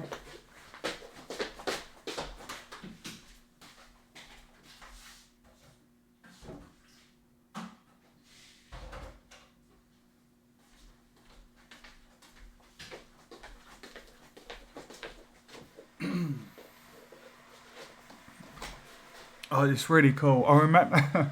I'm just laughing to myself. I remember when I first looked up how to do the save and load. I'm not going to lie. It was very daunting. Trying to get my head around it and understand it. When you see the blueprint and all the variables, you're just like, what's going on here? But after you've done it and you actually take your time and just taking yourself outside of the little programmer hat and just seeing it from a third perspective and just understanding how the code works and what it's doing, it is actually quite simple. So that's all good. I just need to go and make my coffee. Give me 30 seconds, guys.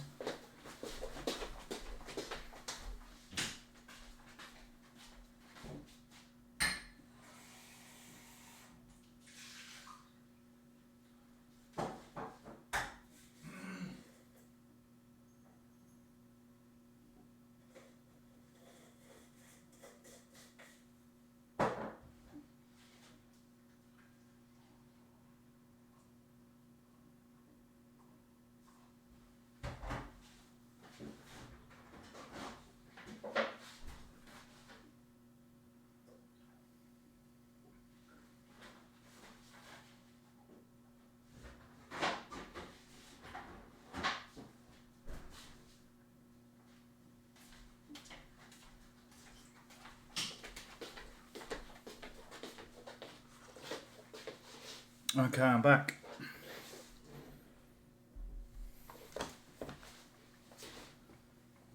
Right.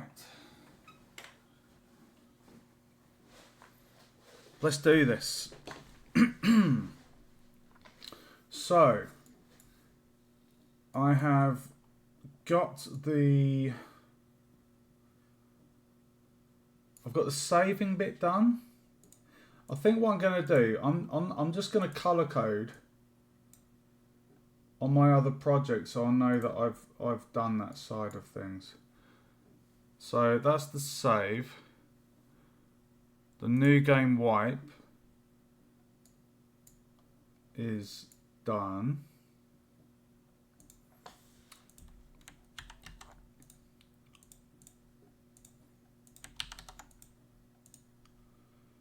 And I've also got the flashlight working.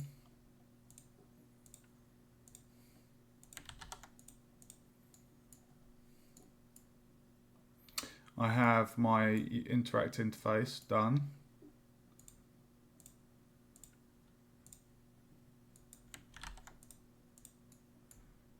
And then down here is the player,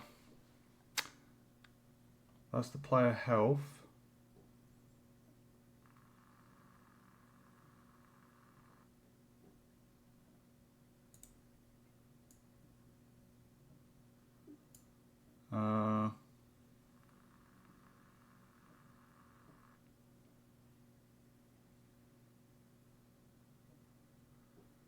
1 second.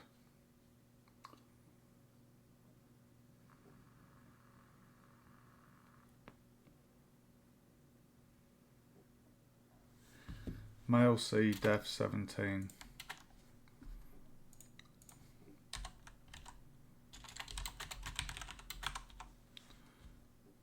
Did I assign that? Yes, I did. Sound effects. Good. So I've got that done. Okay, and then this one below, guys, this is displaying the death screen for the player if they die and haven't completed the game. Okay, so this one, this is basically at the end of that, where I've show the mouse cursor. I'll just show you what I need to do. So can you see at the end there? We're basically checking if a save game exists. And then if it is a save game and basically the player has passed through a checkpoint, then we display, I have two widgets, and basically one of them, I might as well just show you.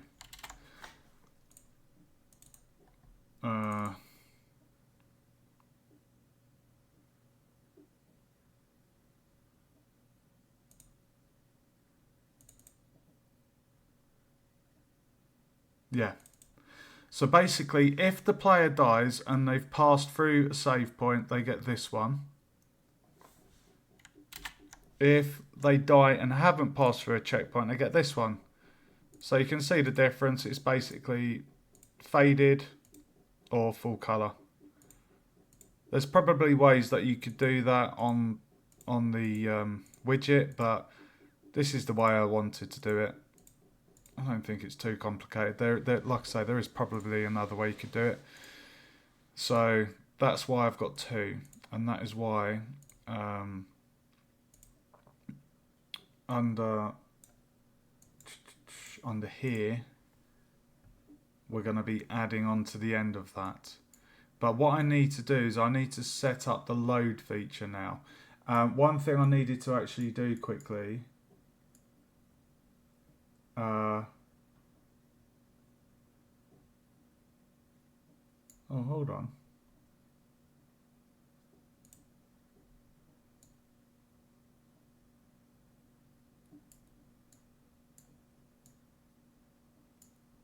Right, so very important. At the event begin play, I need to add in here the new game wipe custom event, so it carries that out. So it will basically initiate this section. Okay. So I'm going to extend that a little bit and just move these little puppies along. And then we're going to add in ng wipe. Just like that.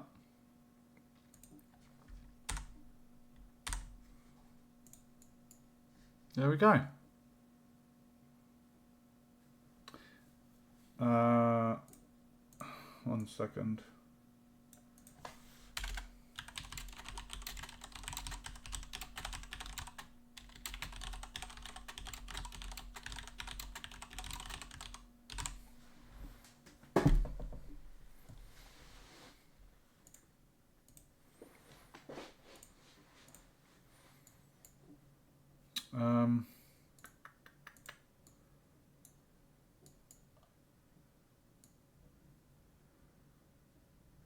Da, da, da, da.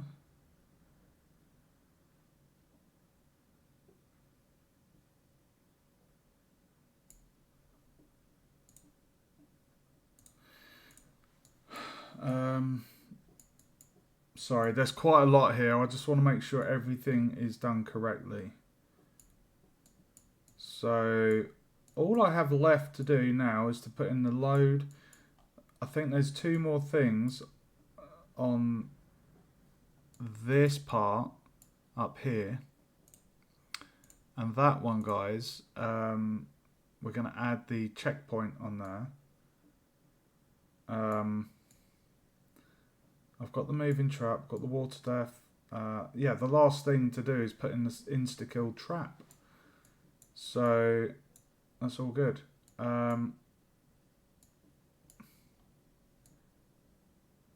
Oh yeah, I'm looking forward. We're going to add in the crystal checkpoint very, very shortly, guys. Okay, so what we're going to do now, so we have the saving element done. Saves the game variables to a file if the player passes a checkpoint. New game wipe event ensures at the start of a new game any previous save is deleted. Okay. So I'm going to create a custom event, guys. And this is going to be called loading. Let us know if you're enjoying the stream, guys. Let us know you're still there. Everyone's well and good and learning a few tricks. Okay, so loading, we're going to load game from slot. And the slot name, you guessed it, is save game.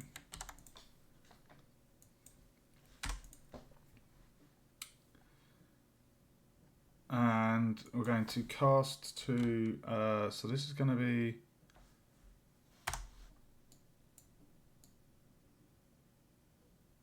BP save game.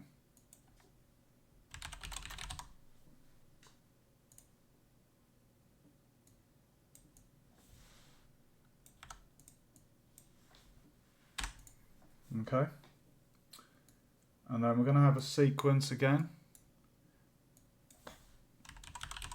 And this is going to be for 4 pins because we have 4 variables. And I'm going to bring this down. So what I will do is I'll just say set actor transform, which is for self.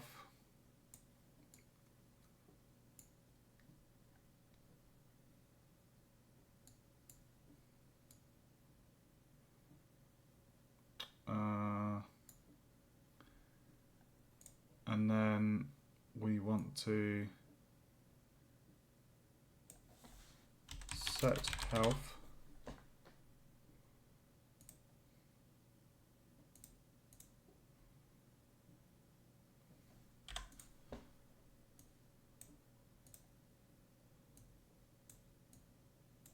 Okay. And then we've got score and time. Set score. And then set the time.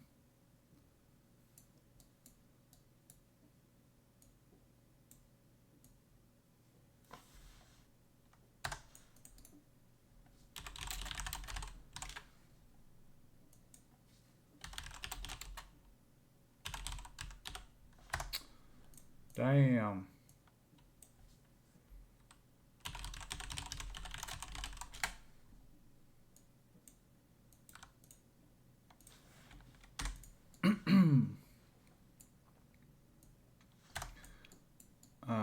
So it's hard reference.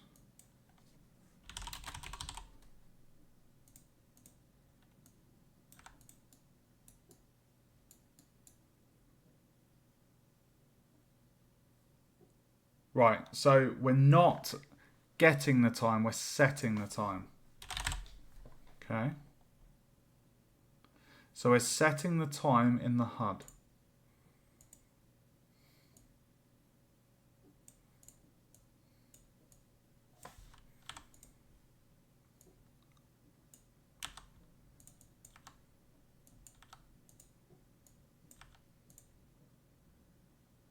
Oh, that's really annoying, that line's not going straight. Oh, okay. So we have the transform. we have the health, we have the score, and we have the time. So now we dig into the save file.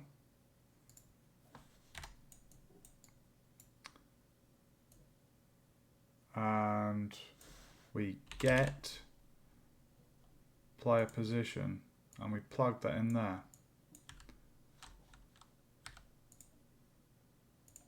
Okay. And then we dig in there and we get health.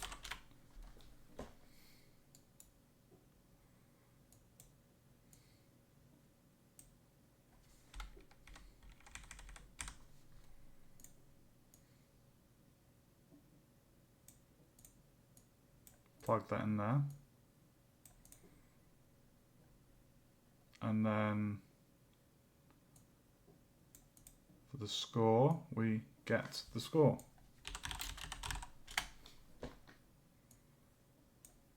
We plug that in there. And I believe, oh, we need the time.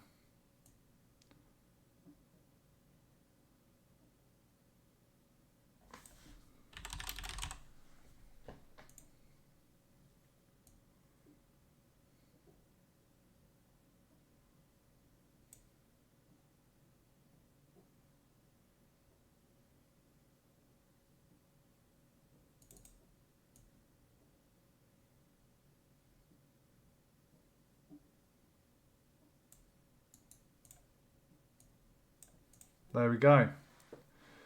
So you see what's happening there. We've got our spade and we've dug into our save game blueprint. So in the previous one, we've stored information to it. And then it's the opposite when we want to load from it. We dig into the save file. We grab those 4 variables. We grab player position, the player health, the score and the time, and then we set those to the relevant places. So the top 3 are all relevant to the player directly within this blueprint. The other one is within the HUD, so we have to dive into that one to set the time. Okay, and that is all that's required really.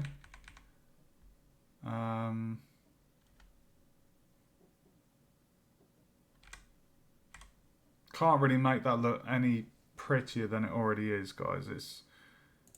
It's a bit of a tricky one.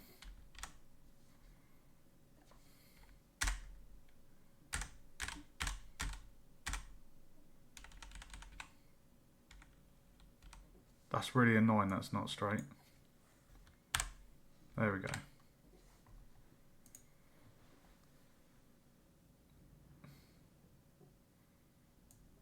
I could bring those across. And that is the load. So it's called loading, load the game from slot, save game.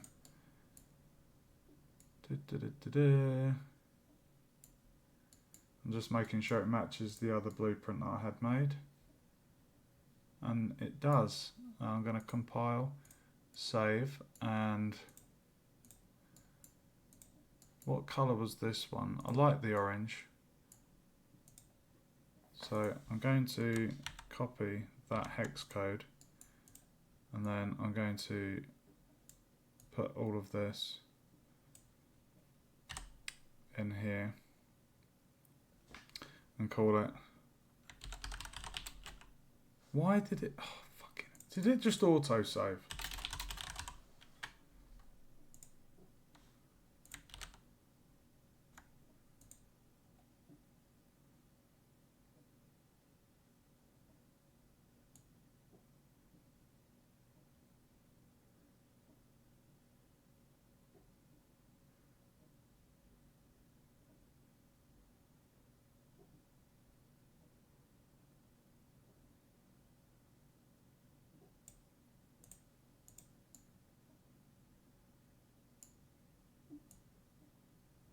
I didn't want to have it the exact same colour as the save. I wanted it to stand out. So I'm really happy with that. That looks so nice and neat, guys, doesn't it? Apart from the few spaghetti strings. But like I say, this one is, yeah, I mean, how can you... It's not messy, like it's all, everything's nice and straight and aligned. It's just this middle section with the strands that look like Loki season 2 with the ancient timeline. So we have the load working there, and just to double check, we have got the new game wipe custom event. So you know what's next, don't you guys? We are going to put in our save element.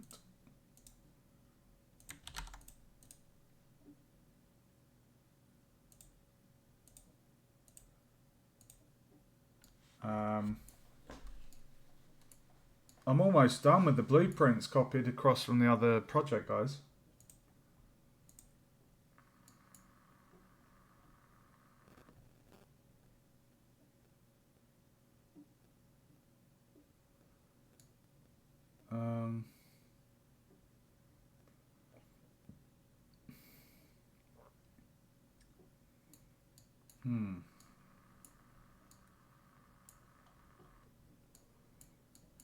Right. Let's put in the checkpoint. Okay, so I just need to go into my blueprints of my other project, and this is called BP Check.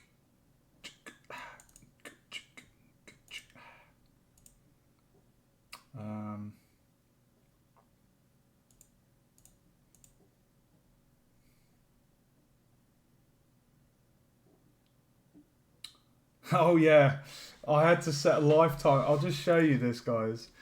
It's quite funny. Thanks for the spam comment, Broadsheet. Appreciate it.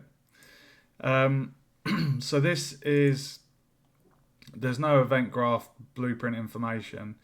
It is literally just a spinning diamond with a sphere collision.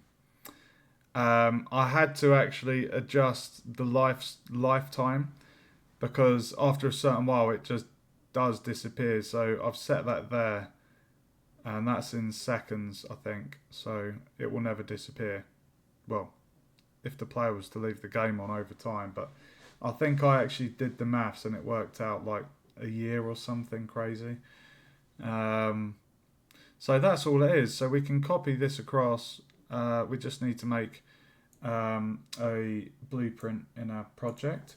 So I'm going to, I'm just going to quickly move this stuff up there. And we're going to, oh, 1 second.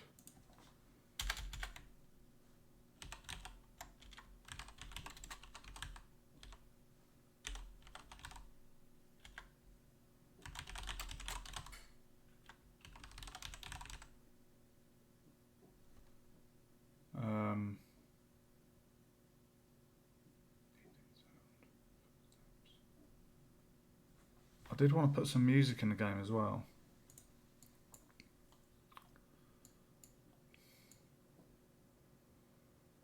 Right. Sorry, so I need to get a wolf howl / bite, an eating sound for the drumstick, and then, yeah, footsteps. Okay, so I need to save all because it's good to frequently save, guys. So we're going to go into our first person blueprints. Now this isn't an interact because you don't press E. My interact button is E. So you interact with the hut, the sign and the scroll. These are the pickups. So you have the batteries, flashlight, the health, the key, and the logs. The health is something you run over. You don't need to actually kind of pick it up. You just run over it and you get health. I've got the transport, and then we have the traps. So I'm going to place the checkpoint in the pickups because it acts the same way the health does. It disappears when you go through it. So I'm going to call this blueprint class actor. I'm going to call this BP checkpoint. Okay. We're going to open that blueprint up. And then I'm literally just going to copy from the other project, and it should work. Uh-oh.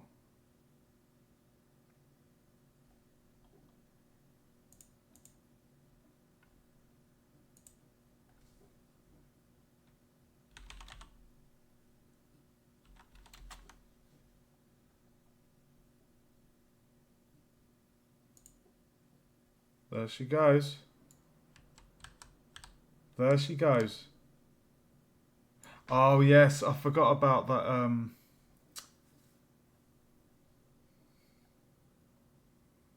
It had a weird smoky effect in the middle, and I removed that. So if I go double click on that,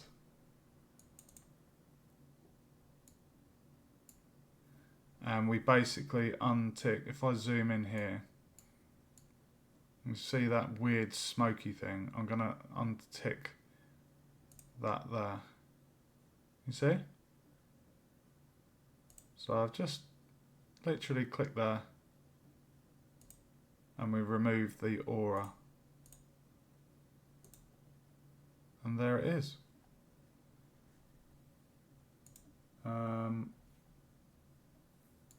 Pick up 1,000. So the sphere. The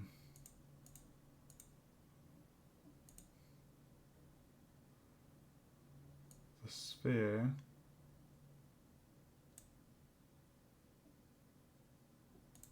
Want to ignore or allow the pawn.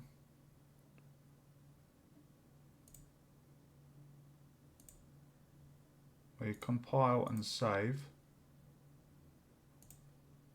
Okay.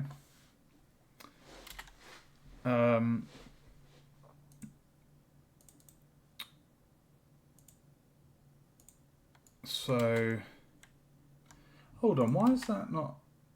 Oh, strange. Okay, so my checkpoint, I was going to place it right here.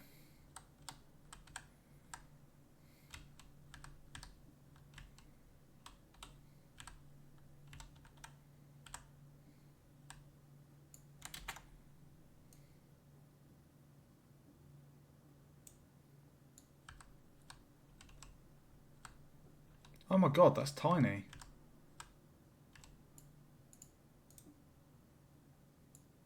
Dude, that is so small. What scale did I put it to? Oh, 3. Okay.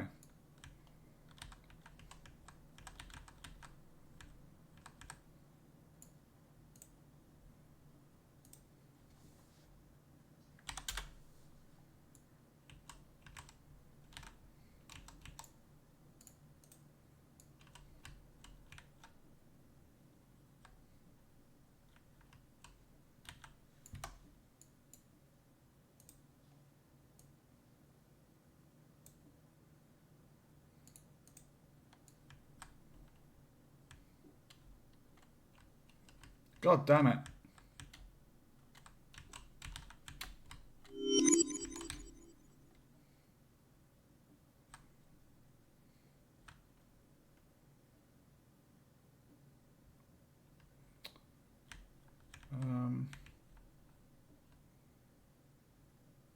I might move that drumstick.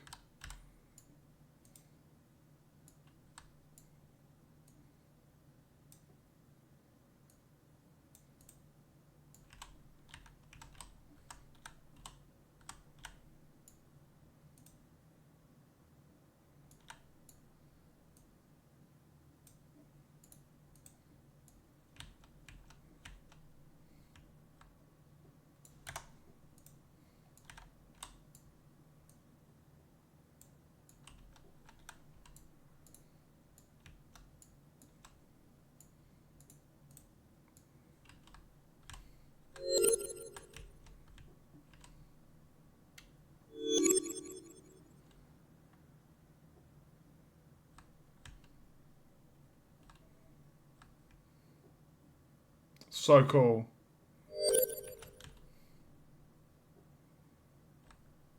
I love that so much. I love how it illuminates the area. So the player can pass through this, and this initiates the game save. And then we want to lure the player to the other sides to try and get some more points. So basically,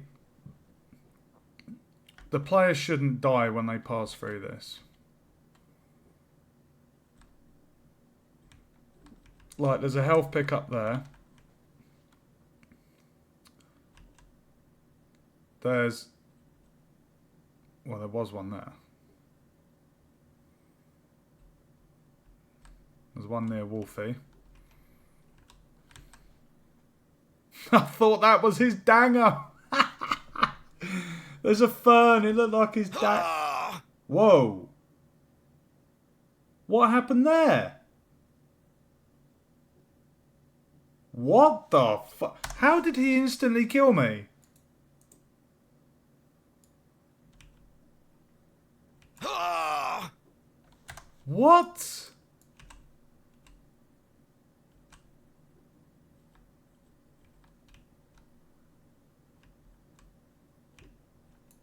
Ah!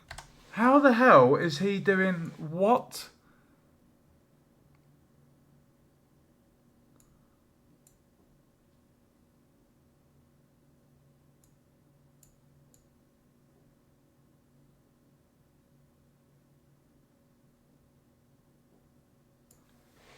Ah.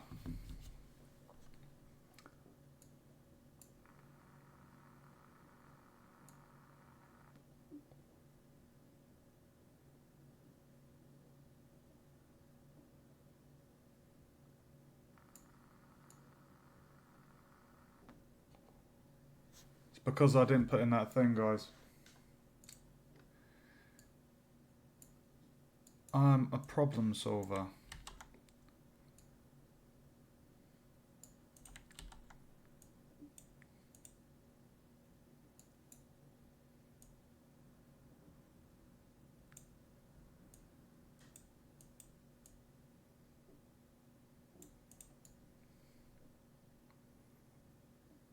That's what was going wrong there.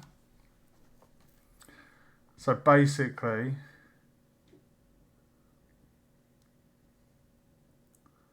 it's because I didn't have the Boolean there.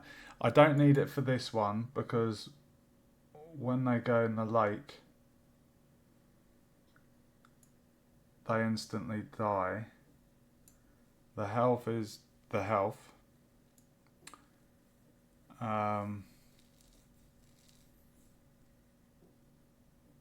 And the enemy character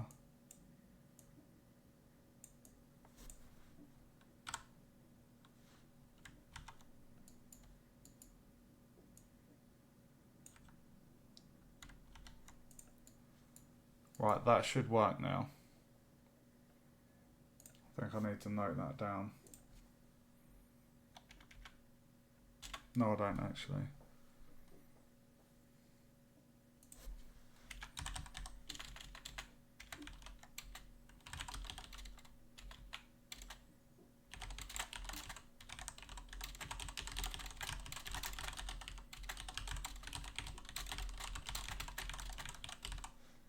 Right, so I can now test that.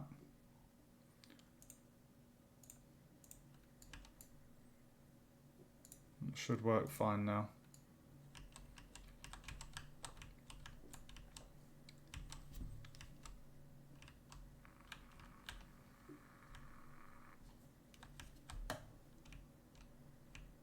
Ah!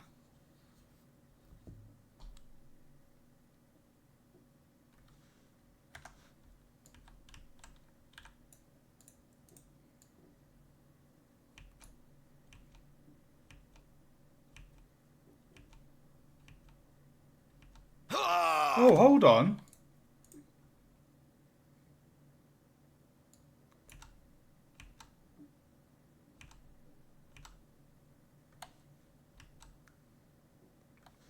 I might need to adjust that ever so slightly.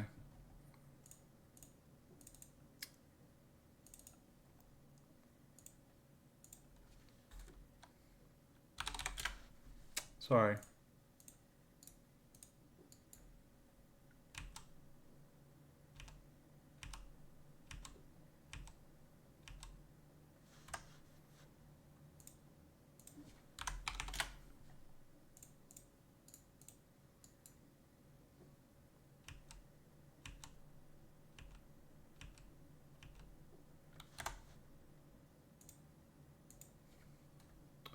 Oh, it's because of the 1 second. That's why.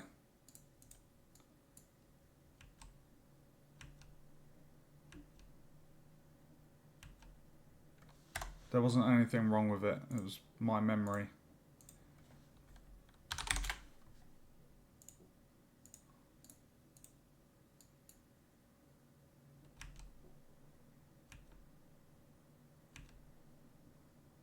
Ah!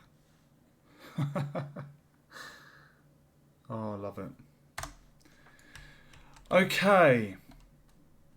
Why did I get distracted there? I kind of forgot what I was doing. It was... We were in here, weren't we? Okay, yeah. So I had to add in the branch node because I was like, the wolf almost instantly killed me. So just going through the damage inflictors. We have the moving trap. We have the insta-kill lake. We have health pickups giving health. And we have Wolfie applying health. Those are the only 2 actors in the game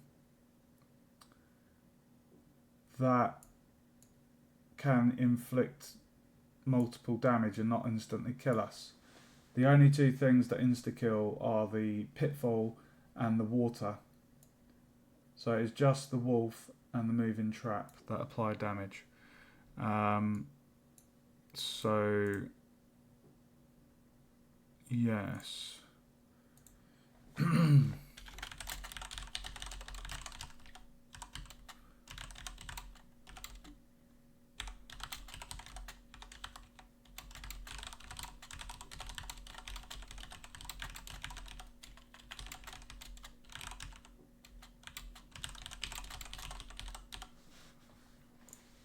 Okay, so we're going to save all.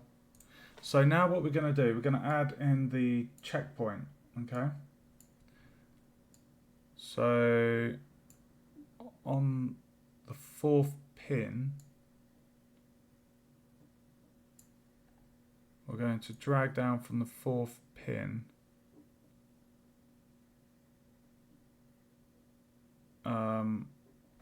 Before I do, I'm just going to move this forward because this is, I think that's a little bit too close. There we go. Right, so we're going to drag down from the 4th pin and we're going to say cast to checkpoint. The object pin goes up to other actor.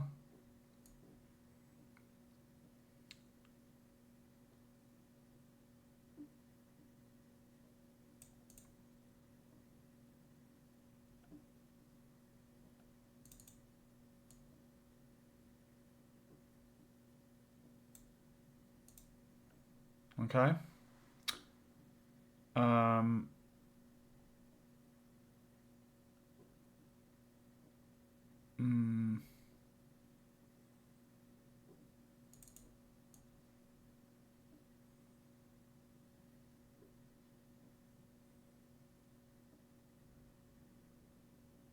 mean, it tidies it up a little bit. Just a little bit. Oh, it's a big bowl of spaghetti, guys. Okay. So what we're doing here, we're saying in the event we overlap with the checkpoint, we're going to spawn a sound. Now the sound I'm going to spawn is coins, which is this one. So before I do that, I need to go into the coins 12Q. Oh, I've already done it. Oh, perfect. It's already assigned. So SC sound class SFX. So coins 12Q.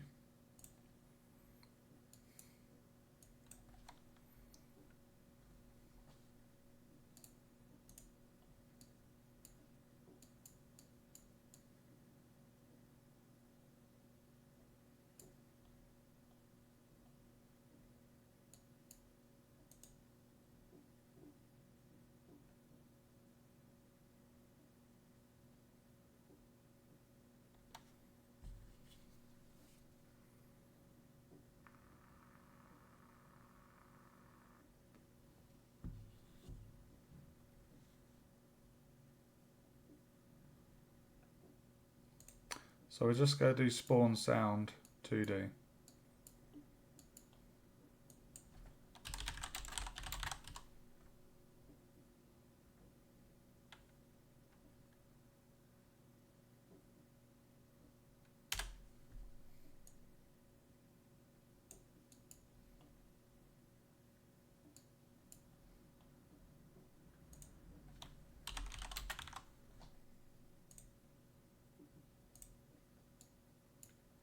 Um,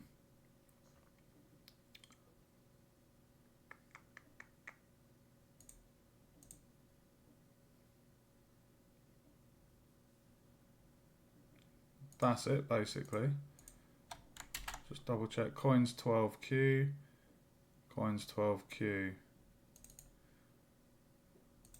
The reason why I'm checking the sound class up here, guys, is because that means if I didn't have that defined, then when the player saves their audio settings, if this particular noise didn't have a class assigned to it, the volume of it would be normal. It wouldn't be consistent with the other music in the game, audio. So that's why you have to assign it, so because it's affected by the user settings.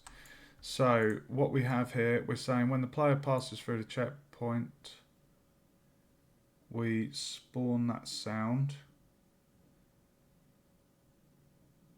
And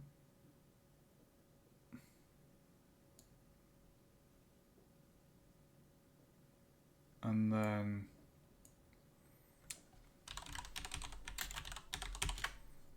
destroy the actor. And then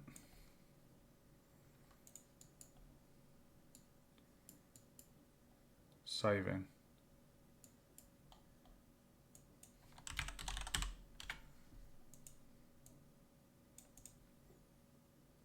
And that should be it. That should be it, guys. Oh, it does look quite neat. If you look past the spaghetti lines, that is really nice and sexy, neat blueprint. I love it. Okay, so cast to the checkpoint. We spawn the sound. We destroy the checkpoint when it's passed through, and we save the game. And then we do that, and then the load is that one. New game wipe is that one.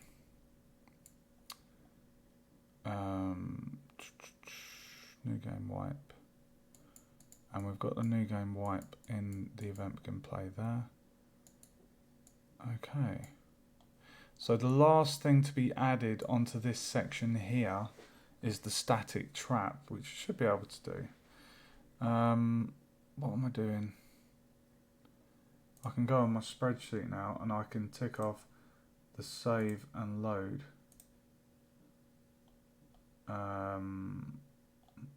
Mountain cave puzzle static trap. I do need to put in the light switch, but what I would like, I also need to do the high score. The death screen is the next thing we can do. So first what we need to do, guys, we need to just test that the sound plays and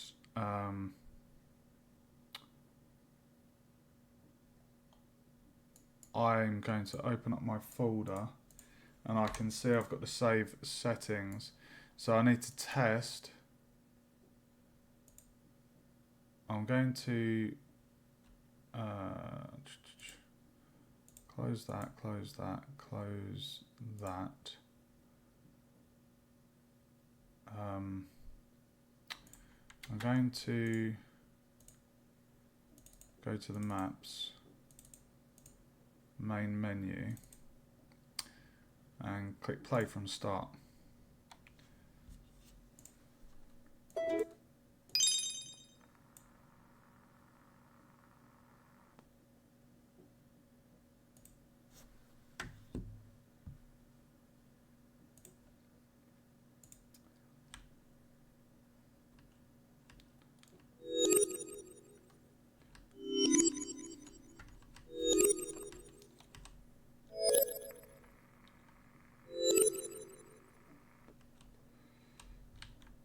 So what I'm doing here, guys,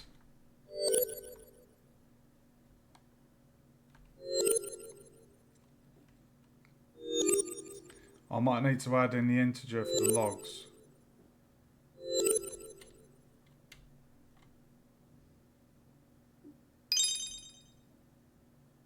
Perfect.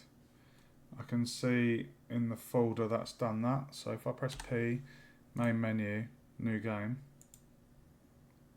it deletes it. I'm just going to test this again. I'm going to repeat the same process, and then I'm going to actually exit the game and redo that and just check it works both ways.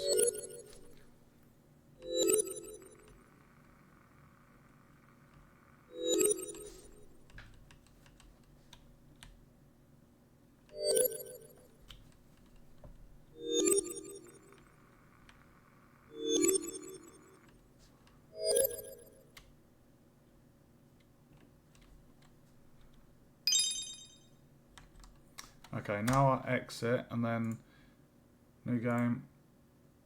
Yeah, it's wiped. Save and load is working, baby. Now, it would make sense for me to add the log variable into the save, and also, oh my god. It would make sense to do that because if the player did die and they reloaded, unless... Actually, I'm going to do a quick test. This is going to be interesting. This is going to be a smart way of doing this, guys. Because we know that if we pick up the logs and collect 10 logs, we know that the integer is going to be at 10. But I'm not saying to the game... I'm not saying to the game in here to remember that integer. So... I think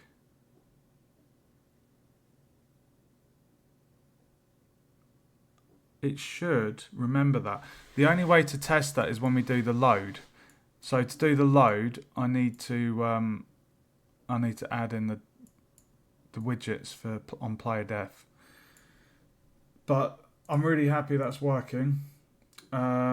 So what do I want to do? Do I want to do more heavy stuff in here, or do I want to bring in the light switch? Light switch is really easy. So if I just show you guys, I've got a spreadsheet for the mechanics that I'm just bringing across. So if I make that big, you can see here. If I zoom in. So on the top left here, we've still got to do the mountain, cave and puzzle. Those three are in the same area at the end of the game. The static trap is fairly easy to do. It's basically a mesh boolean. We make a big hole, the player falls in it, and it instantly kills them. We have a light switch to bring in. The signpost puzzle goes in that same top area with the mountain, as does the brazier. So the win screen is when the player completes the game, and then the death screen is if the player dies, it pops up with a widget. So they can return to main menu, or they can have a separate one that pops up with the option to return to main menu or load the game, providing they've passed through a checkpoint. And once I've implemented that, I can then quickly put like a hotkey just to test and print to myself what the what integer we've got and if it remembers it. So yeah, that would be good to test, because theoretically it should remember that. It'll be interesting to see. So what one am I going to do next? That is the question of life. I feel like I've been quite heavy in this engine and I deserve myself a break out of the blueprints. How long have I been streaming for? Jesus, 2 hours 40. Does not feel like it. I'm not even joking, guys. Time flies when you're in this engine. It really, really does. If you check my YouTube channel, panels below, I upload all of my dev streams and you can see how many hours I've been in engine. That doesn't account for all of the off time, like off stream hours that I'm in the engine, which has been, I dread to think how much, maybe 20 on top of that.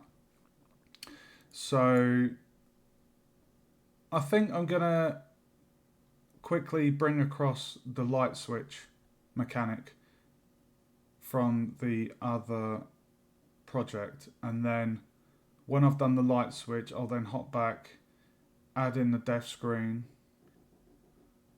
because that goes just at the end here.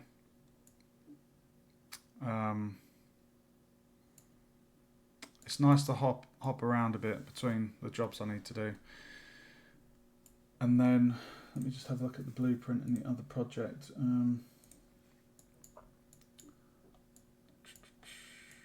What was the one? Oh, that was to do. Oh, yeah, the high score. Yeah, okay.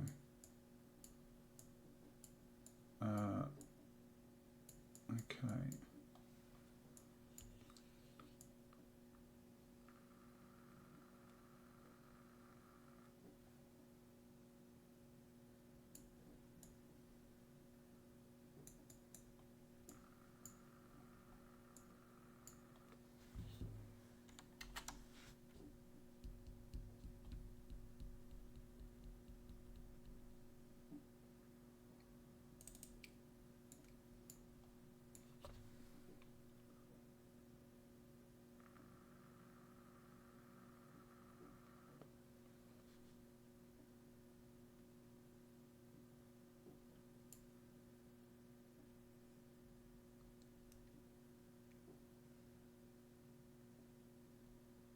Hmm.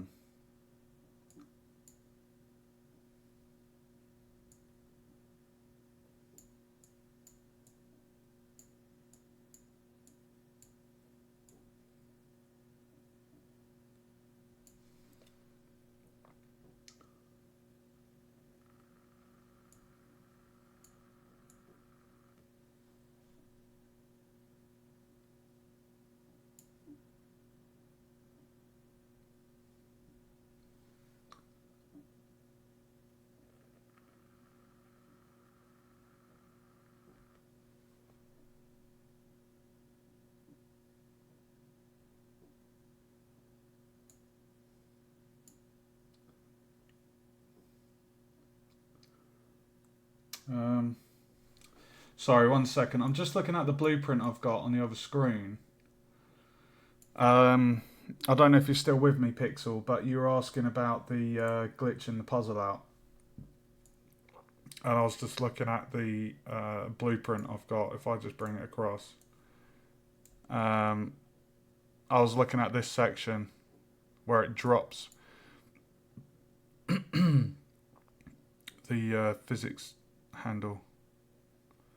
So I could essentially copy this part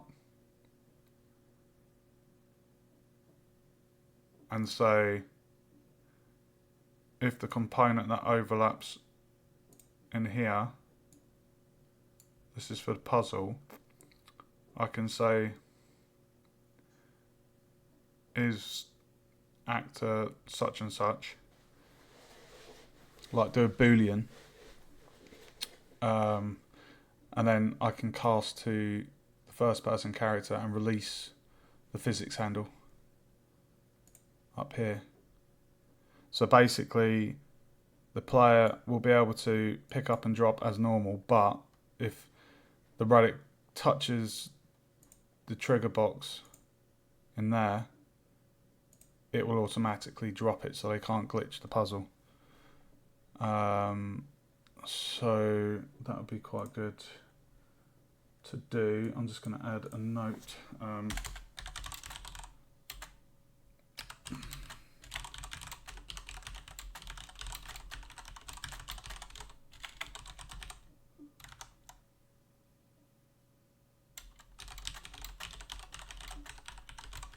Okay.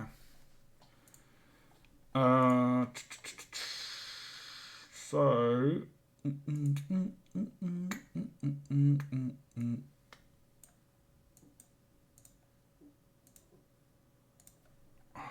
sorry guys, got lots of windows open. Right, I'm gonna bring across the light switch because that's the next tricky bit. Not tricky, it's just a little bit faffy because we have to position it just right in the hut. And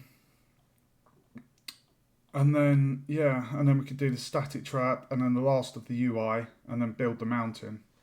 We'll see how long this takes me. But I could essentially wrap this up tomorrow. So what am I doing? Light switch. So I need to get up the other project and find the light switch blueprint. Okay, it's fairly straightforward. If I show you, I'll show you the blueprint, guys. So this is the blueprint for the light switch mechanic I have. You can see what we've got here. If I go in engine, you can see that is how it is in the game. I haven't got like a prop for the light bulb, so I've just done I think it's like a little glass. Yeah, it was a cylinder.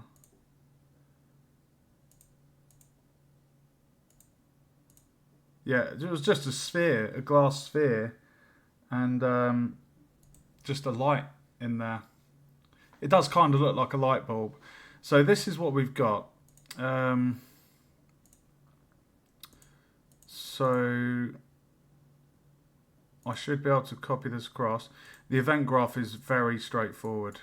We've got the same outline thing for the box. I think, yeah, the switch.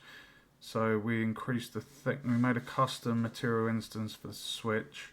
If I just go in here, load the survival, bring up the content drawer, go into materials, outline. So yeah, we've customized 2 material instances just for the hut door and the readme. So I'm going to go into blueprints. This is going to be an interactable thing because we press E to essentially turn on and off the light switch. So I'm going to make a new blueprint class, and it's going to be an actor, and this is going to be BP for blueprint light switch. That simple, guys. We're going to open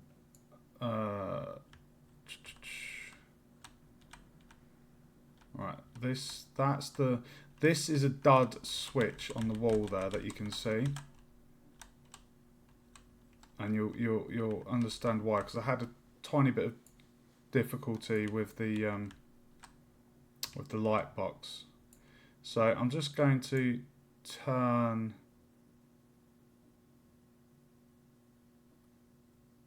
that off.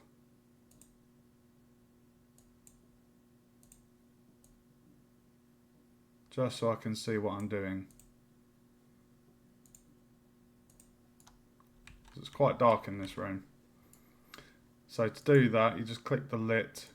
Game settings is how it will be when you play.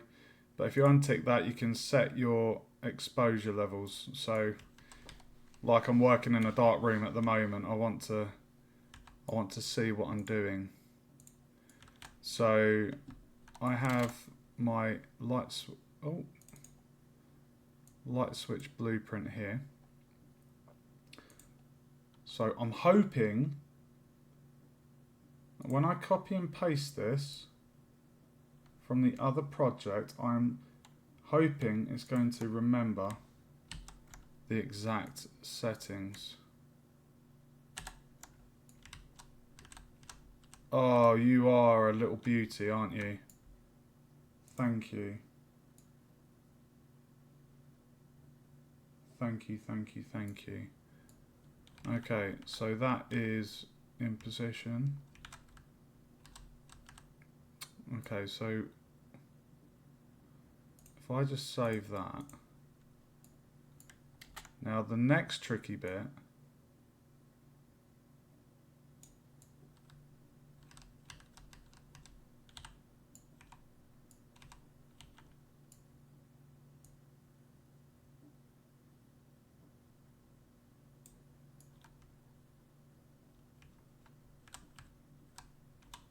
is going to be getting this lined up.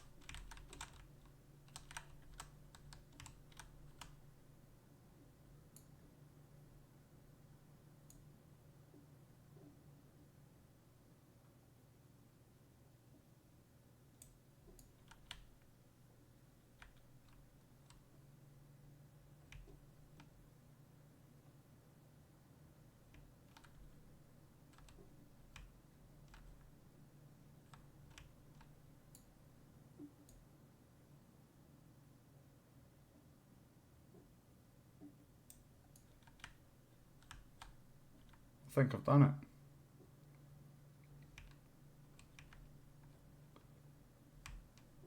I think I've done it. And if I'm not mistaken, it has remembered the materials. So look, the sphere, the statue glass, the chrome. Lovely jubbly. So now what I need to do is go in here, get rid of that, and we need to get the light switch event graph up on the other project. I need to make a material instance for the light switch. So if I go on here, materials outline. So this one is going to be called MI outline light switch. So MI outline light switch. And then with this one, we want to set the line thickness to 6. So it's a little bit of a tricky box.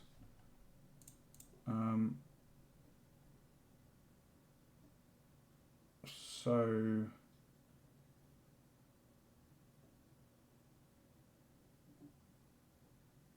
just thinking actually.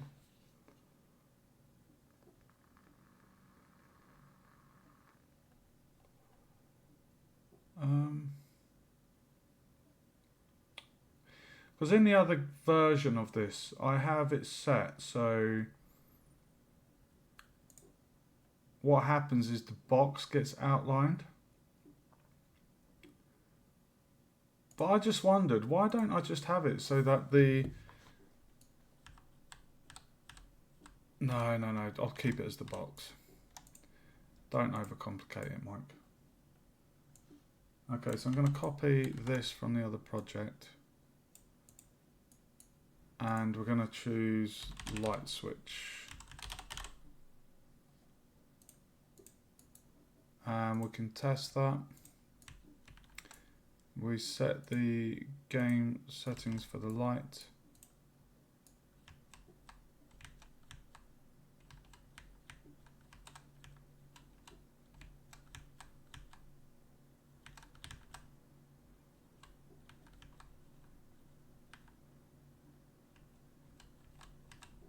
Now, I think it does that because it's not double-sided.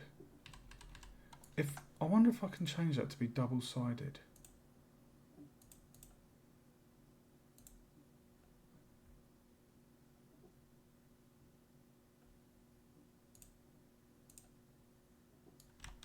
Let's see if that changes it.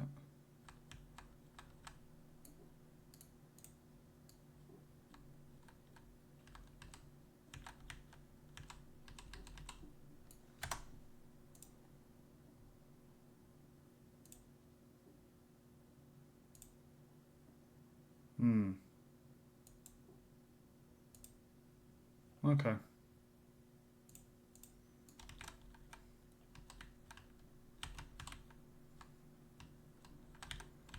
Not a problem. So they come over here.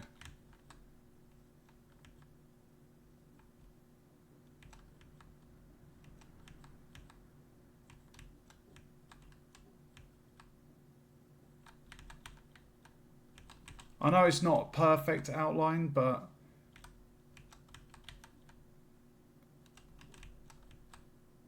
you know, let me actually just reduce that. I'm going to do it down to 4.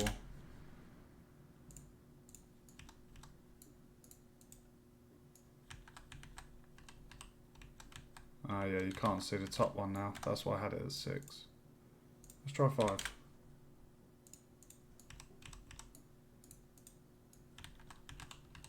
No, it has to be 6.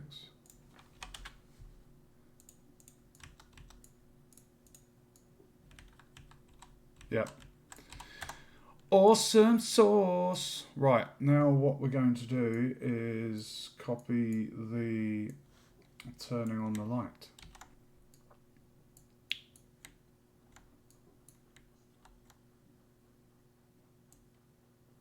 Ugh! No.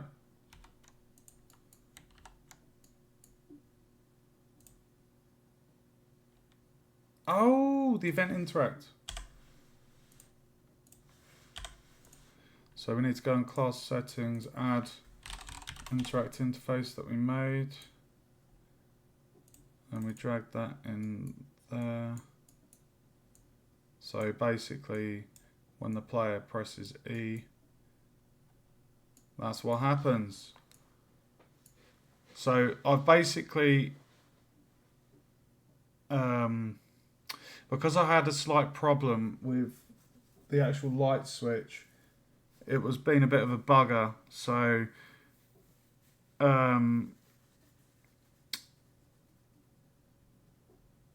what I did was just I've put in like a dud light switch. So basically, when the player touches the light switch, what will happen is it will make the button disappear, and it will turn on the light. But when the button disappears, there's the dud button that I've put there. So if they were to press it again, it would just show the normal button, which replicates turning on and off the light switch. So the player wouldn't know if I hadn't said anything. So let's test that works. So I'm going to go for the authenticity here. So maybe I should search the area.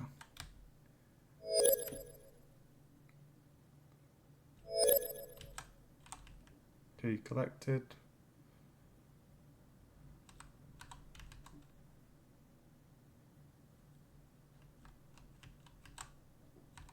Hey, baby! Yes! The light switch is on. That torch needs to go down. It's levitating. Let's just bring that down. That looked really strange.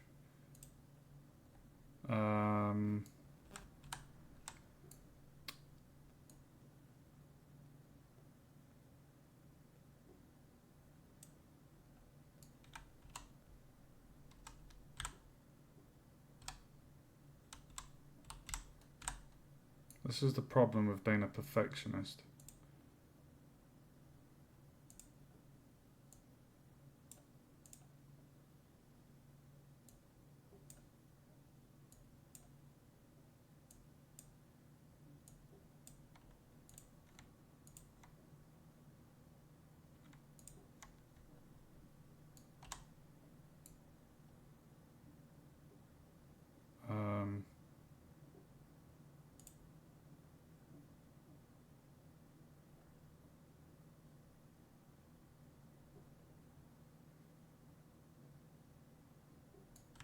Oh, I'll tell you what, if I just...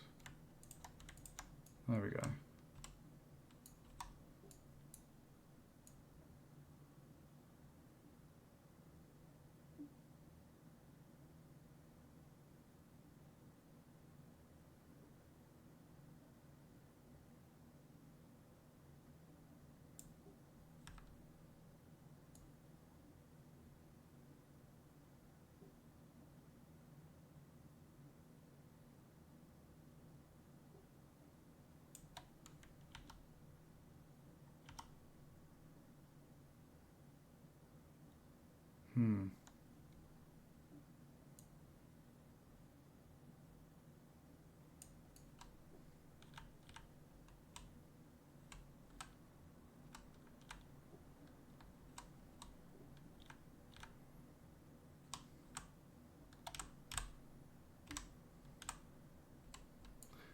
How does it look in the other game?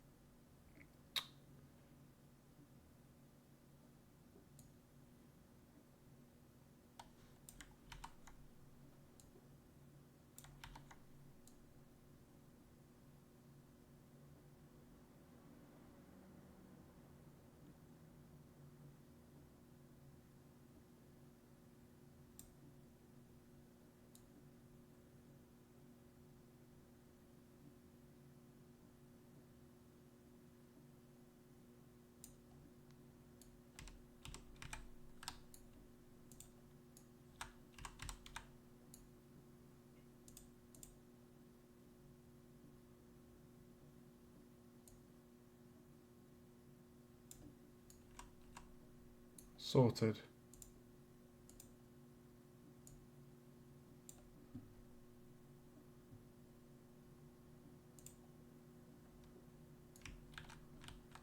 Okay, now that I've fixed that, let's test that again.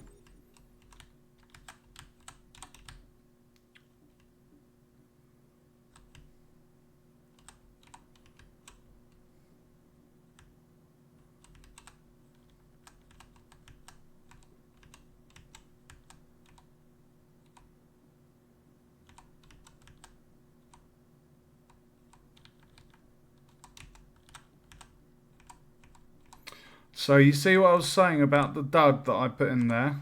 We turn off the visibility of the button and it looks like it's pushed in. That's my little workaround. Yeah.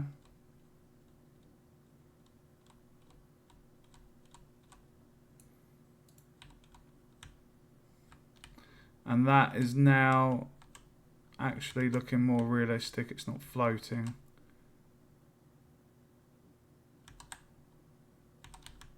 I'm happy with that.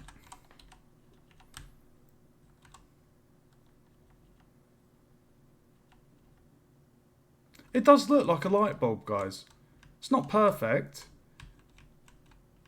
but it does actually look like a light bulb without a lampshade. A light shade, sorry. Okay, so that is literally the light switch done.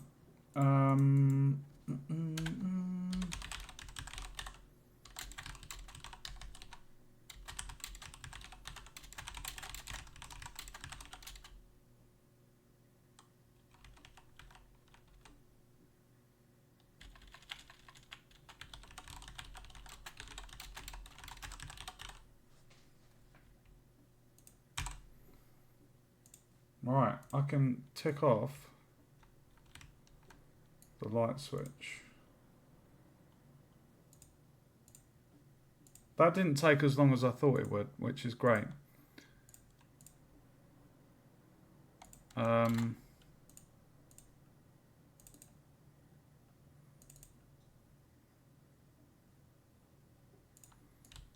just going to go in here.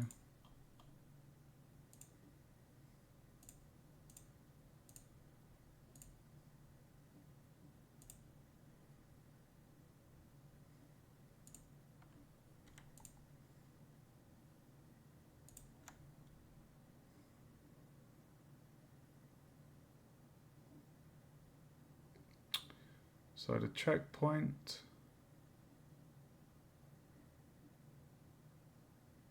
the enemy character, and that these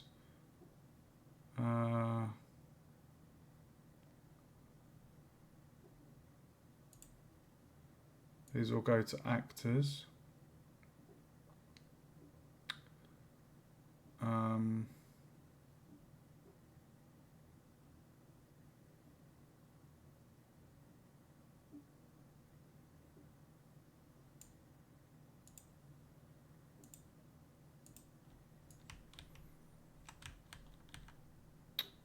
Now,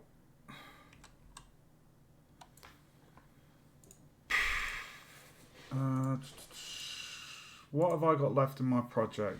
Mountain cave puzzle, signpost brazier, static trap, a windscreen and a death screen.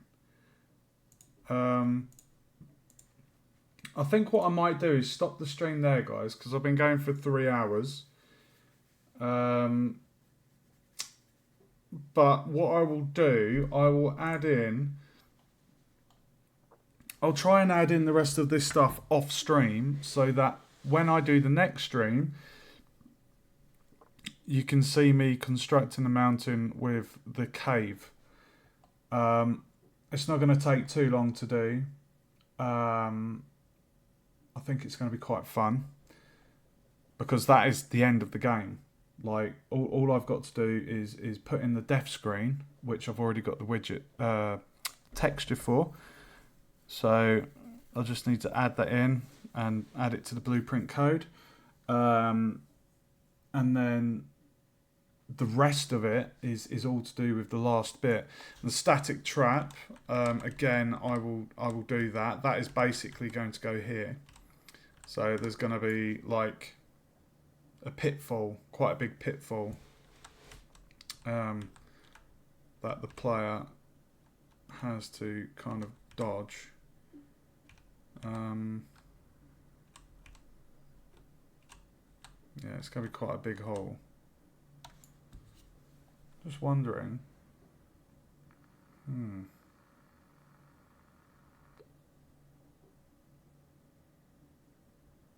Yeah. Anyway, I'm going to call the stream there, guys. I hope you've enjoyed watching. I feel like we've done quite a lot tonight. I don't know where the time's gone. What is that big? Is that the light? Jesus. Yeah, I don't know where the time's gone tonight. I know at the start of the stream, I was figuring out the wolf, and that issue I was having where he wasn't making direct contact. It was really bugging me, and I was going to not fix it because I'm going to be honest, I didn't know how to. But I'm really happy that I figured that out because it was really bugging me. So that's one really, really good thing that's been sorted. We've put in... Let's go through the blueprint. We have put in some more stuff here. We have done the save and load feature.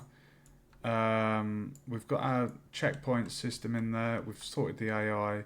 We've done the light switch in the hut. I think that's it. But I genuinely don't know how it's taken 3 hours.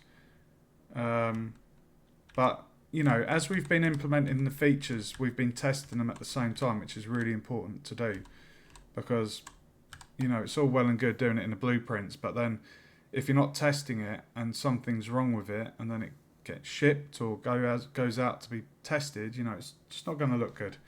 So you want to make sure as you're implementing things, you are testing them as best you can. So yeah, I'm really happy with that. So if I just, yeah, I think I'll leave it there. I'm gonna add in the rest of the stuff that I need to. So it's the remaining user interface menus and widgets and the static trap. I will be back tomorrow, and tomorrow I will get the mountain and the cave and the puzzle done. And that will basically wrap up the game, and it will be complete. So I'm really excited for that. It's been a long time coming. So make sure you tune in tomorrow, guys. I'm going to be doing that about daytime GMT, UK time. Probably around lunchtime. So stay tuned. Thank you for watching and joining me tonight. Feel free to give us a follow on Twitch if you enjoyed it. I've also got a YouTube channel. Links in the panel below. I put all of the game dev streams on my YouTube, so if there's anything you want to go and look at, or I don't know, backtrack history, whatever, it's there. So yeah, thanks for watching, guys. Stay tuned, and I will see you in the next one.